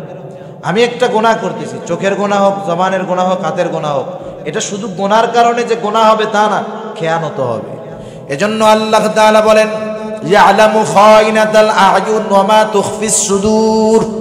আল্লাহ রাব্বুল আলামিন বলেন, তিনি জানেন তোমরা চোখের কি খেয়ানত করো, সেটাও আল্লাহ তাআলা জানেন। এজন্য চোখ দিয়ে যুবক ভাই, মোবাইলে যখন তুমি সিনেমা দেখো, একজন বেগানা নারীর চেহারা দেখো, রাস্তায় যখন আরেকটা মেয়ের দিকে তাকাও, শুধু এই বদনজর দেওয়ার কারণে গুনাহ হয় না, আমানতেরও খেয়ানত করা হয়। সেজন্য প্রত্যেকটা পাপ, প্রত্যেকটা গুনাহ এক একটা খেয়ানত। আল্লাহ আমাদের গুনার থেকে বাঁচার তৌফিক দিক। অনেক কথা হইল, আমানতের বিষয়গুলা খেয়াল রাখি। এরপরে নবীজি বললেন, সিদকু হাদিসিন, সত্য কথা বলবে। ওই যে চারটা গুণ যার মধ্যে থাকবে, দুনিয়াতে তার যদি আর কোনো কিছু নাও থাকে তাতে কিছু আসে যায় না। মা ফাতাকা মিনাদ দুনিয়া, দুনিয়া যদি তার হাত ছাড়া হয়ে যায় কোনো অসুবিধা নাই। এক নাম্বার নবীজি বললেন, হিফযু আমানাতিন, আমানতের হেফাজত করবে। দুই নাম্বার নবী বলেন, সিদকু হাদিসিন, সত্য কথা বলবে। মুমিনের ভূষণ হলো সত্য বলা, সত্য মুমিনের ভূষণ, আর মিথ্যা হলো মুনাফিকের আলামত। মুমিন জীবন দিয়ে দেয়, তবু মিথ্যা কথা বলে না। রাসূল আকরাম সাল্লাল্লাহু আলাইহি ওয়াসাল্লাম দেখেন সত্যর ব্যাপারে কতটা গুরুত্ব দিয়েছেন। একদিন একজন মহিলা আমার আপনার নবীর কাছে আসছে, ছোট বাচ্চা ছিল তার সাথে, বাচ্চাটা হাতের থেকে ছুটে একটু দূরে চলে গেল। এবার মহিলা মুষ্টি পাকাইছে এরকম, বলে, বাবু এদিকে আসো, মজা দিব। ছেলেটা এবার মার কাছে আসলো, মহিলা মুষ্টি খুলে তার হাতের মধ্যে একটা খেজুর দিয়ে দিল। আমার আপনার নবী বিষয়টা দেখতেছেন, কি করে মহিলা। এবার নবীজি বললেন, শোনো, তুমি যদি তার হাতে কিছু না দিতা, তথা তাকে যদি তুমি ধোঁকা দিতা, তুমি একজন মিথ্যাবাদী হিসাবে প্রতিপন্ন হতা, তুমি মিথ্যাবাদী হিসাবে গণ্য হতা। সেজন্য দেখেন, সন্তানের সাথেও মিথ্যা বলা যাবে না। আমরা আমাদের ছোট বাচ্চাদের সাথে মিথ্যা কথা বলি না, বুঝা অনেক সময় বলি। মনে করেন ছোট বাচ্চা একটা অপরাধ করে ফেলছে, হায় রে, আল্লাহ তাআলাই তো তার অপরাধের কলম চালু করে নাই। 5 বছরের বয়সের ছেলে, ওর কোনো গুনাহ আছে? জোরে বলেন, গুনাহ আছে? ওর জন্য তো কলম উঠায় রাখা হয়েছে। অথচ এই 3-4 বছরের ছেলেটা একটা গ্লাস ভেঙে ফেলছে, প্লেট ভেঙে ফেলছে, আমরা কি করি? ওই কাম করছে, মার মেজাজটা গরম হয়ে গেছে, ঠিক না? সন্তানের সাথে মার একটা সম্পর্ক আছে। সন্তান মার চোখের ভাষা বুঝে, চোখের ভাষা, চোখেরও ভাষা আছে না? কতজন চোখ দিয়া কত কিছু ইশারা দেয়, এক চোখ খোলা রেখে আর এক চোখ টিপ মারে, আছে না নাই? এটা একটা ভাষা না? এটা একটা ভাষা। চোখ বড় করলে এটা একটা ভাষা। চোখ দিয়া অনেক সময় ডাকে, এরকম এরকম, আছে না নাই? চোখের ভাষা আছে। চোখের যেমন কোমল ভাষাও আছে, চোখের যেমন তেমন কঠোর ভাষাও আছে। চোখ যদি বড় বড় করে লাল হয়ে যায়, তাহলে বুঝে কি কাম সারা, এটা তো রাগ হয়ে গেছে, ঠিক না? ছোট বাচ্চা মার চোখের ভাষা বুঝে। মার তো পছন্দের গ্লাসটা ভেঙে ফেলছে, সংসারের জিনিস। মহিলাদের কিন্তু সংসারের ছোটখাটো জিনিস অনেক প্রিয়, আর যেটা যত পুরান হয় ওইটার প্রতি তত মহব্বত মহিলাদের বেশি বাড়ে, ঠিক না? ওই রকম জিনিস যদি ভেঙে ফেলে, দেখবেন বাচ্চার উপরে চোখটা কিটমিট করে, দাঁত কিটমিট করে, চোখ বড় বানায়। ছোট বাচ্চা বুঝতে পারছে কাম সারছি, এবার দূরে চলে যায় দৌড় দিয়ে। আর মার তখন কি মন চায় মন বলেন তো? ওরে কাছে পাইলে পিটাইতাম। এখন তো দৌড়াদৌড়ি করা যাবে না, কি বলে এদিকে এদিকে, কিচ্ছু বলবো না, এদিকে এদিকে। এবার ছোট বাচ্চা মার কথা বিশ্বাস করে মার কাছে আসে, আসে কি আসে না? এগুলো আমাদের হইছে, আপনাদের জীবনেও হইছে, আপনাদের পরিবারের লোকজন এখনো করে। এবার বাচ্চা কাছে আসলো, আসার পরে কি করে? কোলের মধ্যে নিয়ে সুম্মা দেয় নাকি? কি করে? ধুমসে আকারে পিটানি। এই কাজটা আপনি আপনার বাচ্চার সাথে, আমি আপনার বাচ্চার সাথে 1 দিন 2 দিন 3 দিন 4 দিন 5 দিন করলাম, ও আসলো বিশ্বাস করে। এক সময় কি হবে জানেন? ও একটা দোষ করবে, ও পালায় চলে যাবে, ডাক দিলে আর আসবে না। ও কি বলবে তখন? না না না, তুমি এখন জানি কাছে গেলে মারবা, তুমি যাবো না, তুমি মিথ্যা কথা কও। এই ছোট বাচ্চা, ছোট ক্ষতিটা কি হচ্ছে দেখেন।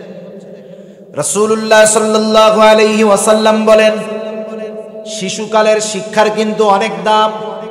নবীজি বলেন, শিশুকালের শিক্ষা হলো পাথরের উপরে খোদাই করার মতো। এখনো মাঝে মধ্যে দেখবেন মাটি খুঁড়তে গিয়া পাথরের শিলালিপি পায়। গবেষণা করে বলে এই পাথরের উপরে 10,000 বছর আগে লেখা হয়েছে, এখনো পরিষ্কার লেখাগুলা বোঝা যায়। শিশুকালের শিক্ষাটা ঠিক ওই রকম। শিশুকালে সে যা শিখে, সে যা বুঝে, বড় হলে ওর বাস্তব প্রতিফলন ঘটে। ওই শিশু বাচ্চা আমি আপনি মিথ্যা বলার কারণে যখন আমাকে আপনাকে অবিশ্বাস করা শুরু করবে, বড় হওয়ার পর আমার আপনার প্রতি তার অবিশ্বাসটা থেকেই যাবে। কি করলেন? এই বাচ্চার সাথে ছোটবেলায় 2-4টা মিথ্যা কথা বইলা তামাম জিন্দেগি তার চোখে নিজেকে মিথ্যাবাদী বানায়। সুতরাং সাবধান, ছোটদের সাথে কখনো মিথ্যা কথা বলা যাবে না। এজন্য নবী সত্য কথা বলতে বলেন। নবীজি বলেন, ইন্নাস সিদকা ইয়াহদি ইলাল বির ওয়া ইন্নাল বিররা ইয়াহদি ইলাল জান্নাহ। নবীজি বলেন, সত্য, নিশ্চয়ই সত্য মানুষকে কল্যাণের দিকে নিয়ে যায়, আর কল্যাণ মানুষকে জান্নাতের দিকে নিয়ে যায়। আর মিথ্যার ব্যাপারে আমার আপনার নবী বলেন, ওয়া ইন্নাল কিযবা ইয়াহদি ইলাশ শার ওয়া ইন্নাশ শাররা ইয়াহদি ইলান নার। মিথ্যা মানুষকে মন্দের দিকে নিয়ে যায়, আর মন্দ মানুষকে জাহান্নামের দিকে নিয়ে যায়। সেজন্য আমরা সত্যবাদী হব, সাদেক হব সর্বক্ষেত্রে। ব্যবসায়ী ব্যবসা করবে, সত্যবাদী আমানতদার ব্যবসায়ী হবে। সত্যবাদী আমানতদার ব্যবসায়ী, আহা, এই ব্যবসায়ীদের ব্যাপারে কেমন এক ফজিলত। বড় বাজার তো আছে পাশে, অনেক ব্যবসায়ী হয়তো শুনতেছে। আল্লাহর নবী বলেন, আত-তাজিরুস সাদুকুল আমিন মা'আন নাবিয়্যিন সিদ্দীকিন ওয়াশ শুহাদাই ওয়াস সালিহিন। সুবহানাল্লাহ। যে ব্যবসায়ী আমানতদার, সত্যবাদী, আমানতদার, সত্যবাদী, আমানতদার, সত্যবাদী, এই 2টা গুণ যেই ব্যবসায়ীর মধ্যে আছে, সে কখনো 2 নম্বর মালকে 1 নম্বর বলে বেচবে না। ঠিক কিনা বলেন? সে কখনো সয়াবিনের সাথে পাম অয়েল মিশাবে না, সে ওজনে কম দিবে না, সে ভেজাল করবে না, মানুষকে ধোঁকা দিবে না। কারণ নবীজি বলেন, যে ধোঁকা দেয় সে আমার উম্মত না। একদিন নবীজি বাজারে গেছেন, একজন শস্যর স্তূপ রেখে দিছে, উপরে হাত দেখা যায় সব শুকনা, সবগুলা শুকনা। নবীজি ভেতরে হাত ঢুকিয়ে দিয়েছেন, এখন দেখেন ভেতরে ভিজা। নবীজি জিজ্ঞাসা করলেন, ভেতরে ভিজা কেন, উপরে শুকনা কেন? কারণ মানুষ যদি শুকনা দেখে, এটা ভিজা দেখে কিনবে না, শুকনা দেখলে কিনবে। আবার দেখেন, শুকনা যেটা এটা 1 কেজিতে বেশি হবে, কিন্তু ভেজা যেটা 1 কেজিতে কম হবে, কারণ ভেজাটার সাথে পানি আছে। এজন্য আমাদের দেশে কিছু ভাই এই জালিয়াতিটা করে। কেমনে করে? গরুর গোশত বিক্রি হয় আপনাদের এদিকে, হয় না? কিছু কসাই ভাই আছে এই কাজটা করে, জবাই দেওয়ার পরে জব্বর আকারে পানি ঢালে, জব্বর আকারে পানি ঢালে। তখন কি হয় জানেন?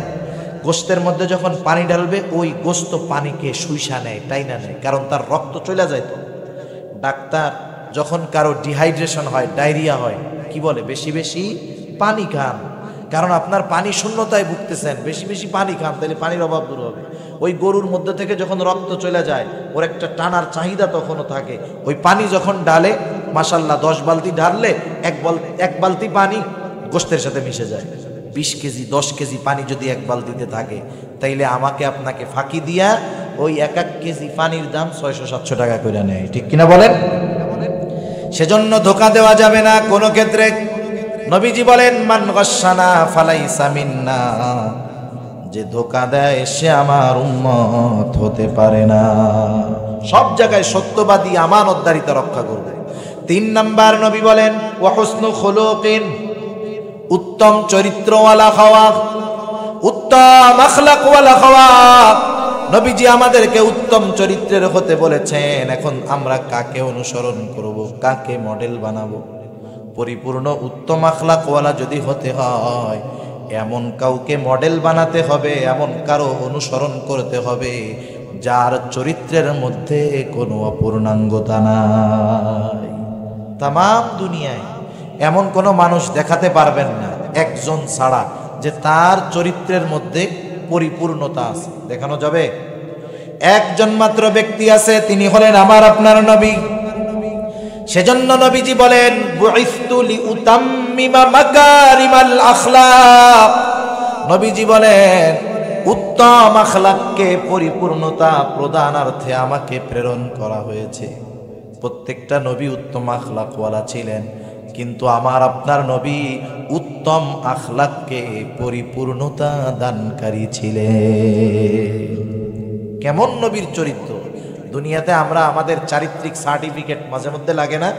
সরকারি চাকরিতে লাগে, বিভিন্ন জায়গায় বিভিন্ন অ্যাপ্লাই করার জন্য প্রশংসাপত্র, চারিত্রিক প্রশংসাপত্র লাগে। আমরা আনতে যাই কার কাছে? চেয়ারম্যানের কাছে। আর যদি পৌরসভা হয় কাউন্সিলরের কাছে। দেখা যাবে একজন শাইখুল হাদিস, সে তার চরিত্রের সনদপত্র আনতেছে একজন মদখোরের কাছ থেকে। ঠিক কি ঠিক না? মনে করেন একজন শাইখুল হাদিস তার চরিত্র যে ভালো, এর সার্টিফিকেট দিচ্ছে একজন লোক, কাউন্সিলর, চেয়ারম্যান অথবা অন্য কেউ। দেখা যাবে সে মদখোর, ইয়াবাখোর, গাঁজাখোর, মানুষের হক নষ্ট করে। ঠিক কিনা বলেন? কিন্তু দেখেন, আমার আপনার নবীজির চারিত্রিক সনদপত্র দুনিয়ার কেউ দেয় নাই। আমার আপনার নবীজির চারিত্রিক সনদপত্র দিয়েছেন আল্লাহ। কেমন সার্টিফিকেট, কেমন সনদপত্র দিয়েছে আল্লাহ তাআলা বলেন, ওয়া ইন্নাকা লাআলা খুলুকিন আযীম। আপনাকে আমি মহান চরিত্রে অধিষ্ঠ করেছি। সুবহানাল্লাহ। শুধু চারিত্রিক পরিপূর্ণতার ঘোষণা দেন নাই আল্লাহ, এখানে শেষ না, আবার আমাদেরকে বলতেছে। কি বলতেছে? আল্লাহ তাআলা বলেন, লাকাদ কানা লাকুম ফি রাসূলিল্লাহি উসওয়াতুন হাসানাহ। আল্লাহ তাআলা বলেন, অবশ্যই তোমাদের জন্য রাসূলের জীবন আদর্শের মধ্যে রয়েছে উত্তম আদর্শ। আমাদেরকে নবীজির আখলাক অনুসরণ করার কথা বলা হয়েছে। কত দাম এই সৎ চরিত্রের জানেন? হযরতে আবু হুরায়রা রাদিয়াল্লাহু তাআলা আনহু হতে বর্ণিত হাদিস। নবীজিকে জিজ্ঞাসা করা হলো, ইয়া রাসূলুল্লাহ, মিজানের মধ্যে সবচাইতে ওজন হবে কোন আমল?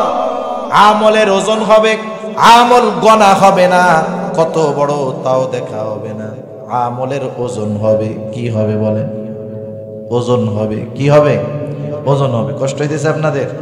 বুঝতেছি, ফাঁকা জায়গা, বাতাস ঠান্ডা একটু লাগতেছে। আর বেশি সময় না, অনেক সময় হয়ে গেছে। ভাবছিলাম 1 ঘন্টা বলবো, 1 ঘন্টা 10-15 মিনিট, 20 মিনিট হয়ে গেছে। আর একবারে অল্প সময়। মিজানের মধ্যে আমলের ওজন হবে, কত জায়গা নিয়ে আছে আমল, এটা দেখা হবে না। নবীজিকে জিজ্ঞাসা করা হলো, মিজানের মধ্যে সবচাইতে ওজন হবে কোন আমল? আমার আপনার নবী নামাজের কথা বলেন নাই, রোজার কথা বলেন নাই, হজের কথা বলেন নাই, যাকাতের কথা বলেন নাই। নবীজি বললেন, শোনো, মিজানের মধ্যে সবচাইতে ওজন হবে যেই আমল, তার নাম হলো উত্তম চরিত্র। উত্তম চরিত্র। একটা মানুষের অনেক পরিচয় আছে। একজন মানুষ সে ভাই, একজন মানুষ সে স্বামী, একজন মানুষ সে বাবা, একজন মানুষ সে নানা, একজন মানুষ সে রাষ্ট্রপতি। ঠিক না? রাষ্ট্রপতি সে কারো বাবা, কারো দাদা, কারো নানা, কারো ভাই, কারো বন্ধু। এই প্রত্যেকটা পরিচয়ের মধ্যে আখলাক আছে, উত্তম আখলাক আছে। একজন স্বামী উত্তম স্বামী হবে, একজন বাবা উত্তম বাবা হবে। কেমনে হবে? তাহলে সে যদি উত্তম স্বামী হতে চায়, দুনিয়ার মধ্যে সর্বোত্তম স্বামী, সর্বোত্তম আখলাক সম্পন্ন নবী স্বামী হলেন আমার আপনার নবী, ঠিক কিনা? এজন্য আমাকে দেখতে হবে আমার নবী স্বামী হিসাবে কেমন ছিলেন। আমি যদি উত্তম একজন যুবক হতে চাই, আমাকে দেখতে হবে রাসূলুল্লাহ সাল্লাল্লাহু আলাইহি ওয়াসাল্লামের যৌবনকাল কেমন ছিল। আমি নেতা হয়েছি, নেতা সমাজে বিচার আচার করি, আমি যদি চাই আমি একজন আদর্শ বিচারক হব, তাহলে দেখতে হবে আমার নবীজির বিচারের সিস্টেমটা কেমন ছিল, ঠিক কিনা বলেন? এগুলো ব্যাপক বিষয়, অনেক সময় আলোচনা করার বিষয়। কারণ আল্লাহর নবীজির আখলাকের একটা দিক নিয়ে যদি আলোচনা করা হয়, কোনো বিজ্ঞ আলেম যদি আলোচনা করেন, আমার দিল বলে একটা সাবজেক্ট নিয়ে আলোচনা করবে যে নবী স্বামী হিসাবে কেমন। এই আলোচনা করতে গিয়া দেখা যাবে সারা রাত পার হয়ে যাবে, স্বামী হিসাবে নবী কেমন ছিলেন সেই কথা শেষ হবে না, ঠিক কিনা বলেন? এগুলো ব্যাপক বিষয়। একটা বিষয়ের আমরা আমল করি, আখলাকের সাথে সম্পৃক্ত। নবীজি বলেন, মাল্লাম ইয়ারহাম সাগীরানা ওয়া লাম ইউক্কির কাবীরানা ফালাইসা মিন্না। নবীজি বলেন, যে ছোটকে স্নেহ করে না, ছোটর উপরে রহম করে না, তথা ছোটকে ভালো স্নেহ করে না। আবার নবীজি বলেন, ওয়া লাম ইউক্কির কাবীরানা, যে বড়কে সম্মান করে না, শ্রদ্ধা করে না, নবীজি বলেন ফালাইসা মিন্না, সে আমার উম্মত নয়। সেজন্য আমরা আজকে থেকে একটা আমল করব। কি আমল? আমরা যারা বড়, আমরা ছোটদেরকে স্নেহ করব। ছোটদের কি করব? স্নেহ করব, ভালোবাসবো। আর যারা আমাদের বড় তাদেরকে কি করব? শ্রদ্ধা করব। এই হাদিসের মধ্যে একটা রহস্য আছে, বুজুর্গানে দিন বলেন। রহস্যটা কি? দেখেন, আল্লাহ তাআলা আগে বড়দেরকে বলছেন যে এই বড়রা তোমরা ছোটদের কি করো?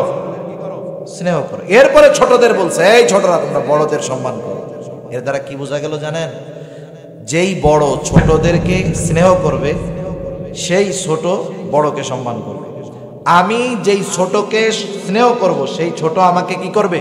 সম্মান করবে। আমাদের অভ্যাস হলো আমরা যেটা চাই আমরা সেটা করি না, আমরা যেটা চাই আমরা সেটা করি না। যেমন আমরা বড়রা চাই ছোটরা আমাদের সালাম দিবে, আমরা চাই ছোটরা সালাম দিবে, এটা আমরা চাই, কিন্তু কি করলে পাবো এটা করি না। নবীজি ছোটদেরকে আগে সালাম দিতেন, হাদিসের মধ্যে আসছে নবীজি ছোট ছোট বাচ্চাদেরকে আগে সালাম দিতেন। কিন্তু আমরা যখন কোনো ছোট মানুষ আমাদের আশপাশ দিয়ে যায়, আমরা এরকম তাকাই দেয় সালাম দেয় কি না। খালি যদি সালাম না দেয়, সামনে যায় বাজারে ওর বাবার সাথে দেখা, চা খাই আর কই ভাই আপনি লোকটা কত ভালো, কিন্তু ছেলেটা এত বেয়াদব হইল কেউ। বেচারা তো ভয় পেয়ে গেছে, কি হয়েছে ভাইজান? আহা কি যে অবনতি আপনার ছেলে, এই যে পাশ দিয়ে আসলাম, দেখা হইল আদব নাই, লেহাজ নাই, সালাম কালাম নাই। হায় হায়, আমি যদি এই চিন্তা না কইরা ওই ছেলেটার একদিন সালাম দিতাম, আসসালামু আলাইকুম ভাতিজা ভালো আছো, বাগনে ভালো আছো, একদিন দুই দিন তিন দিন দেওয়ার পরে ও আপনাকে দূর থেকে দেখাই চিন্তা করলো, দূর চাচা প্রতিদিন আগে সালাম দেয়, আজকে আমার আগেই দিতে হবে, দূর থেকে বলবে আসসালামু আলাইকুম, ঠিক কিনা বলেন?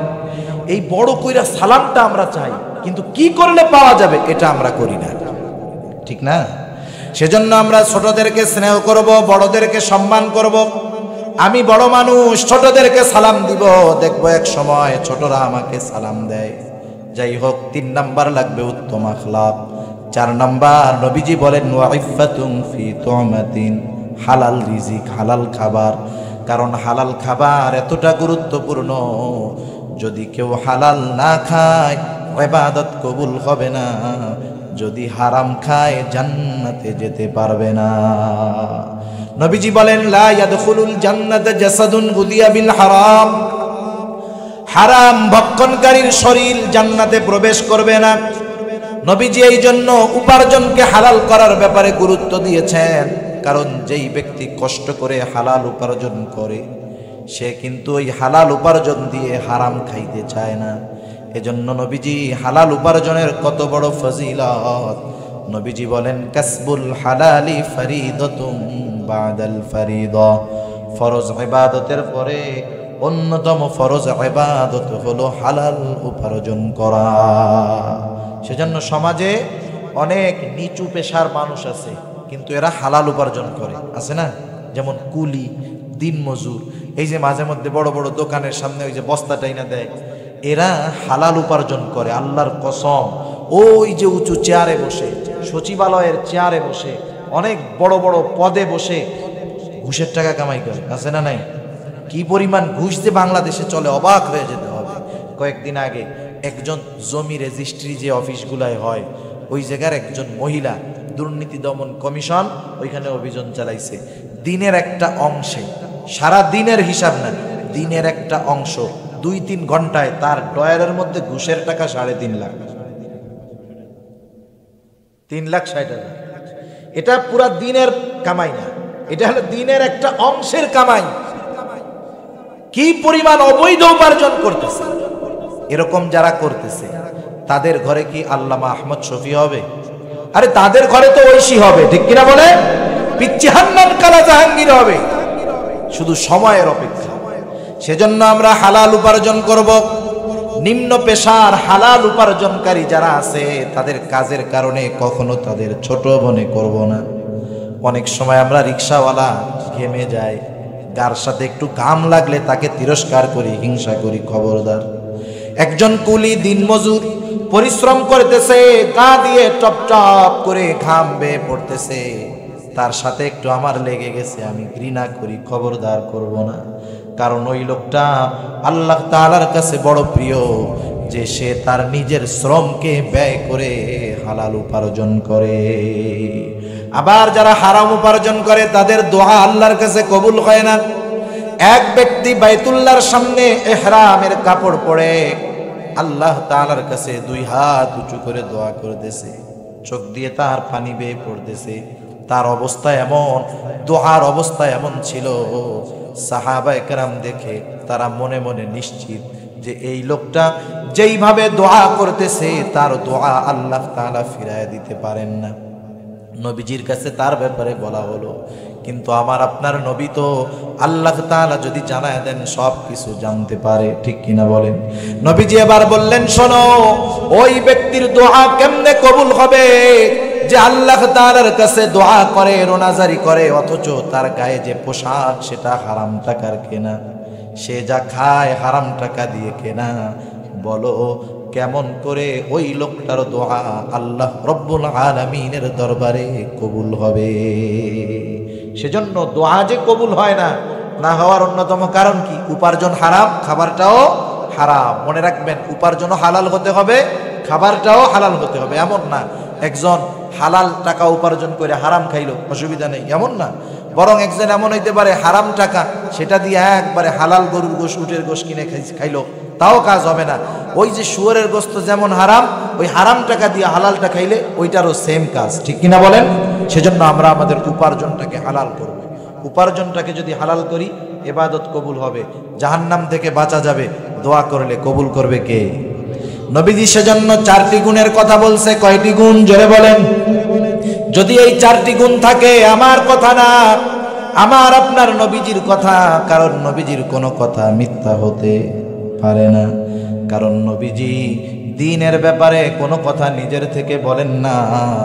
আল্লাহ তাআলাই বলেন, ওয়ামা ইয়ানতিকু আনিল হাওয়া ইন হুয়া ইল্লা ওয়াহয়ুন ইউহা।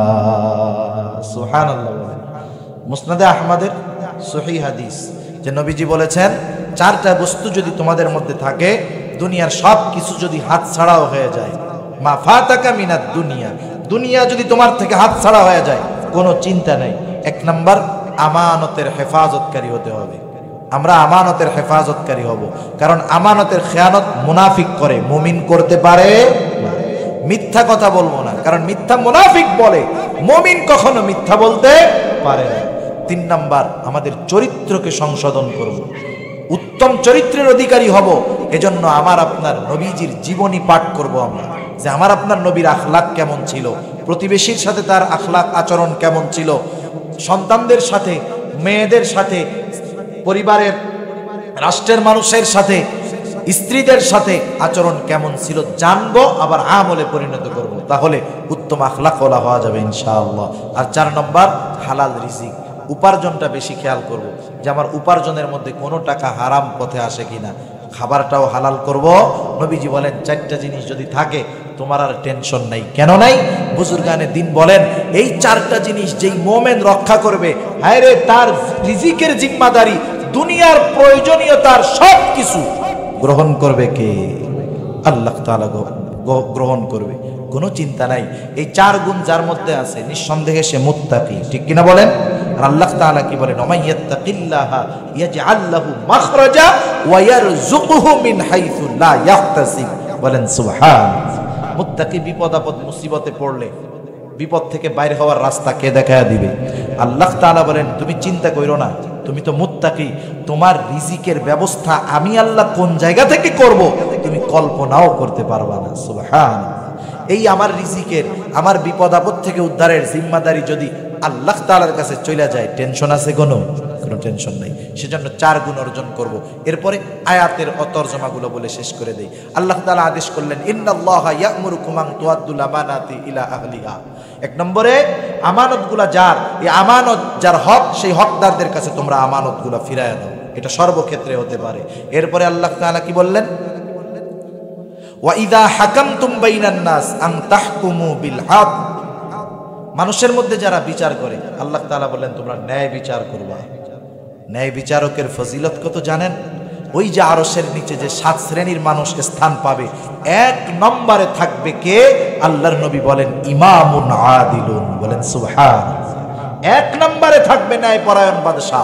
সেজন্য আমরা সমাজেও বিচার আচার আমরা করি, সমাজেও বিচারক অনেক আছে, সালিশ মোকামে সব করে লোকজন আছে না নাই?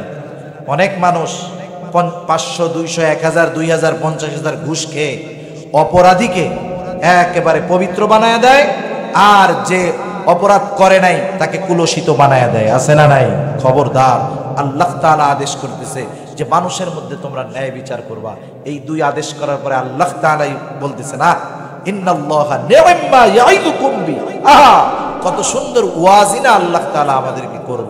এখন এই ওয়াজ শুইনা আমল করতেছি কি করতেছি না আল্লাহ তাআলা জানেন কি জানেন না? এজন্য আল্লাহ তাআলা বলেন শোনো, ইন্নাল্লাহা কানা সামিআন বাসীরা। নিশ্চয়ই আল্লাহ তাআলা সর্বশ্রোতা এবং সর্বদ্রষ্টা। আল্লাহ সুবহানাহু ওয়া তাআলা আমাদেরকে এই নসিহতগুলোর উপরে আমাদের সবাইকে আমল করবার তৌফিক দান করুক। সবাই বলি আমিন। ওয়া আখিরু দাওয়ানা আনিল হামদুলিল্লাহি রাব্বিল আলামিন। আসসালামু আলাইকুম ওয়া রাহমাতুল্লাহি ওয়া বারাকাতুহু।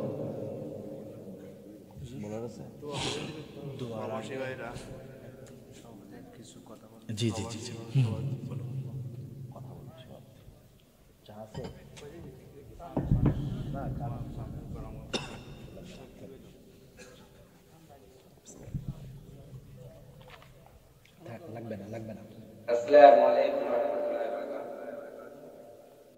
আমরা দুরূদ শরীফ পাঠ করি। আল্লাহুম্মা সাল্লি আলা মুহাম্মদ ওয়া আলা আলি মুহাম্মাদিন কামা সাল্লাইতা আলা ইব্রাহিম ওয়া আলা আলি ইব্রাহিম ইন্নাকা হামিদুম মাজিদ।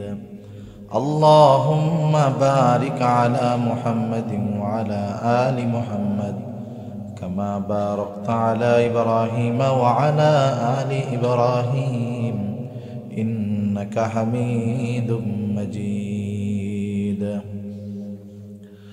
আলহামদুলিল্লাহি রাব্বিল আলামিন ওয়াল আকিবাতু লিল মুত্তাকিন ওয়াসসালাতু ওয়াসসালামু আলা খায়রি খালকিহি মুহাম্মাদিন ওয়া আলা আলিহি ওয়া আসহাবিহি আজমাইন। ربنا ظلمنا أنفسنا وإن لم تغفر لنا وترحمنا لنكونن من الخاسرين. ربنا آتنا في الدنيا حسنة وفي الآخرة حسنة وقنا عذاب النار. ربنا لا تزغ قلوبنا بعد إذ هديتنا وهب لنا من لدنك رحمة إنك أنت الوهاب. ওগদায় আল্লাহ, গভীর রাত পর্যন্ত দিনই আলোচনা করার পর গুনাহ মাখা হাত আপনার শাহী দরবারের দিকে তুলে ধরেছি। হে আল্লাহ, রাত্র যত গভীর হয় দুনিয়ার মানুষের দরজাগুলা বন্ধ হয়ে যায়, আর রাত্র যত গভীর হয় আপনার রহমতের দুয়ার তত উন্মোচিত হয়। হে আল্লাহ, রাতে 3 ভাগের 1 ভাগ শেষ। হাদিসের মধ্যে আসছে এই সময় তো আপনি আপনার বান্দাদেরকে ডাকেন, কার কি প্রয়োজন আমার কাছে চাও, আমার কাছে চাও। আয় আল্লাহ, আমরা তো আপনার মুখাপেক্ষী, আমাদের চাওয়ার কোনো শেষ নাই। সর্বপ্রথম আপনি আমাদের বিগত জীবনে সকল প্রকার কবিরা সগীরা গুনাহগুলা মাফ করে দেন ইয়া রাব্বাল আলামিন। যে যেখান থেকে হাত উঁচু করেছে আল্লাহ, প্রত্যেকের সকল প্রকার গুনাহগুলা মাফ করে দেন। খাস করে মাবুদ আমাদের আত্মীয় স্বজন যারা দুনিয়াতে বেঁচে আছে তাদেরকে মাফ করে দেন। যারা দুনিয়া থেকে চলে গেছে আল্লাহ, তাদের গুনাহগুলা মাফ করে তাদের কবরগুলাকে আপনি জান্নাতের টুকরা বানায়া দেন ইয়া রাব্বাল আলামিন। খাস করে আজকের এই মাহফিল আপনি কবুল আর মঞ্জুর করেন আল্লাহ। আয় আল্লাহ, যেই সংস্থার উদ্যোগে মাহফিল, আয় আল্লাহ এই সংস্থা আপনি কবুল আর মঞ্জুর করে নেন ইয়া রাব্বাল আলামিন। খাস করে যারা অর্থ দিয়ে, শ্রম দিয়ে, সময় দিয়ে, সৎ পরামর্শ দিয়ে, আয় আল্লাহ প্রচন্ড শীতের মধ্যে শীতকে উপেক্ষা করে আয় আল্লাহ উপস্থিত হয়ে এই মাহফিল সফলতার জন্য সহযোগিতা করেছে, প্রত্যেকের সকল প্রকার সাহায্য সহযোগিতা আপনি কবুল আর মঞ্জুর করে নেন। আয় আল্লাহ, কে কোন আশায় সহযোগিতা করেছে আপনার জানতে বাকি নাই। আয় আল্লাহ, প্রত্যেকের মনের নেক চাওয়া, নেক আশা আপনি কবুল আর মঞ্জুর করে নেন। খাস করে মাওলা অনেক প্রবাসী ভাইরা সহযোগিতা করেছে, তাদেরকে কবুল আর মঞ্জুর করে নেন। আয় আল্লাহ, যারা প্রবাসে আছে সুস্থ রাখেন, ভালো রাখেন, আয়ের ভিতরে বরকত দেন, ঈমান আমলের উপরে রাখেন। আয় আল্লাহ, স্বাবলম্বী হয়ে পুনরায় মায়ের কোলে ফিরে আসার তৌফিক আল্লাহ আপনি দিয়ে দেন ইয়া রাব্বাল আলামিন। এই মাহফিল কিয়ামত পর্যন্ত জারি রাখার জিম্মাদারি আপনি আপনার হাতে নিয়ে নেন। আয় আল্লাহ, অনেক যুবকেরা পরিশ্রম করেছে, মুরব্বীরাও সহযোগিতা করেছে, আল্লাহ সবাইকে কবুল আর মঞ্জুর করে নেন ইয়া রাব্বাল আলামিন। तमाम দুনিয়ার মুসলমানদেরকে মাফ করে দেন আল্লাহ। আয় আল্লাহ, যারা ইসলাম এবং মুসলমানদের বিরুদ্ধে ষড়যন্ত্রে লিপ্ত আল্লাহ, তাদের সকল প্রকার ষড়যন্ত্র চক্রান্তকে আপনি ধ্বংস করে দেন ইয়া রাব্বাল আলামিন। জালেমদেরকে হেদায়েত দেন, হেদায়েত দেন। হেদায়েত যদি না থাকে আল্লাহ, তাদের ব্যাপারে আপনি আসমানি ফয়সালা গ্রহণ করেন ইয়া রাব্বাল আলামিন। আমরা যারা হাত উঁচু করেছি আল্লাহ, আমাদের মধ্যে হয়তো অনেকের মা নাই, অনেকের হয়তো বাবা নাই। আয় আল্লাহ, মা বাবা কত বড় নিয়ামত, যার নাই সে বোঝে মা বাবা কত বড় নিয়ামত। আয় আল্লাহ, দুনিয়ার মধ্যে সন্তান, মা বাবা, সন্তান, স্ত্রী, ভাই বোন স্বার্থের কারণে ভালোবাসে আল্লাহ, কিন্তু এই মহব্বতের মা বাবা সন্তানদেরকে নিঃস্বার্থে ভালোবাসে আল্লাহ। আয় আল্লাহ, অনেকে হয়তো এই মহব্বতের মা বাবাকে নিজের হাতে কবরে শুয়ে রাখছে আল্লাহ। দুনিয়ার অপর প্রান্তে আমেরিকার খবর মুহূর্তের ভিতরে পাওয়া যায়, দেখাও যায়, কিন্তু ওই 3 হাত মাটির নিচে মহব্বতের মা বাবার কবরের খবর জানাও যায় না, দেখাও যায় না। আয় আল্লাহ, গুনার কারণে যদি কারো মা বাবার কবরে আযাব হয়, এখানে অনেক উলামায়ে কেরাম আছেন, তালিবুল ইলম আছে, আপনার দাড়ি পাকা অনেক বান্দা আছে, অনেক যুবক আবেদ আছে। আয় আল্লাহ, যাকে পছন্দ, যারা আমল পছন্দ, তারা আমলের ওসিলায় ওই মা বাবার কবরের আযাব আল্লাহ আপনি মাফ করে দেন। কবরগুলা আপনি জান্নাতের টুকরা বানায়া দেন। কিয়ামতের দিন ডান হাতে আমলনামা দিয়ে হিসাব সহজ করে জান্নাতের ব্যবস্থা আপনি করে দিয়েন। যাদের মা বাবা বেঁচে আছে আল্লাহ সুস্থ দীর্ঘ নেক হায়াত আল্লাহ আপনি দান করেন ইয়া রব্বাল আলামিন। আমাদের স্ত্রী সন্তান আমাদের জন্য চক্ষু শীতলকারী হিসাবে কবুল করে নেন। যাদের সন্তান অবাধ্য আছে আল্লাহ সন্তানগুলাকে বাধ্য করে দেন। আয় আল্লাহ, যারা অভাবে আছে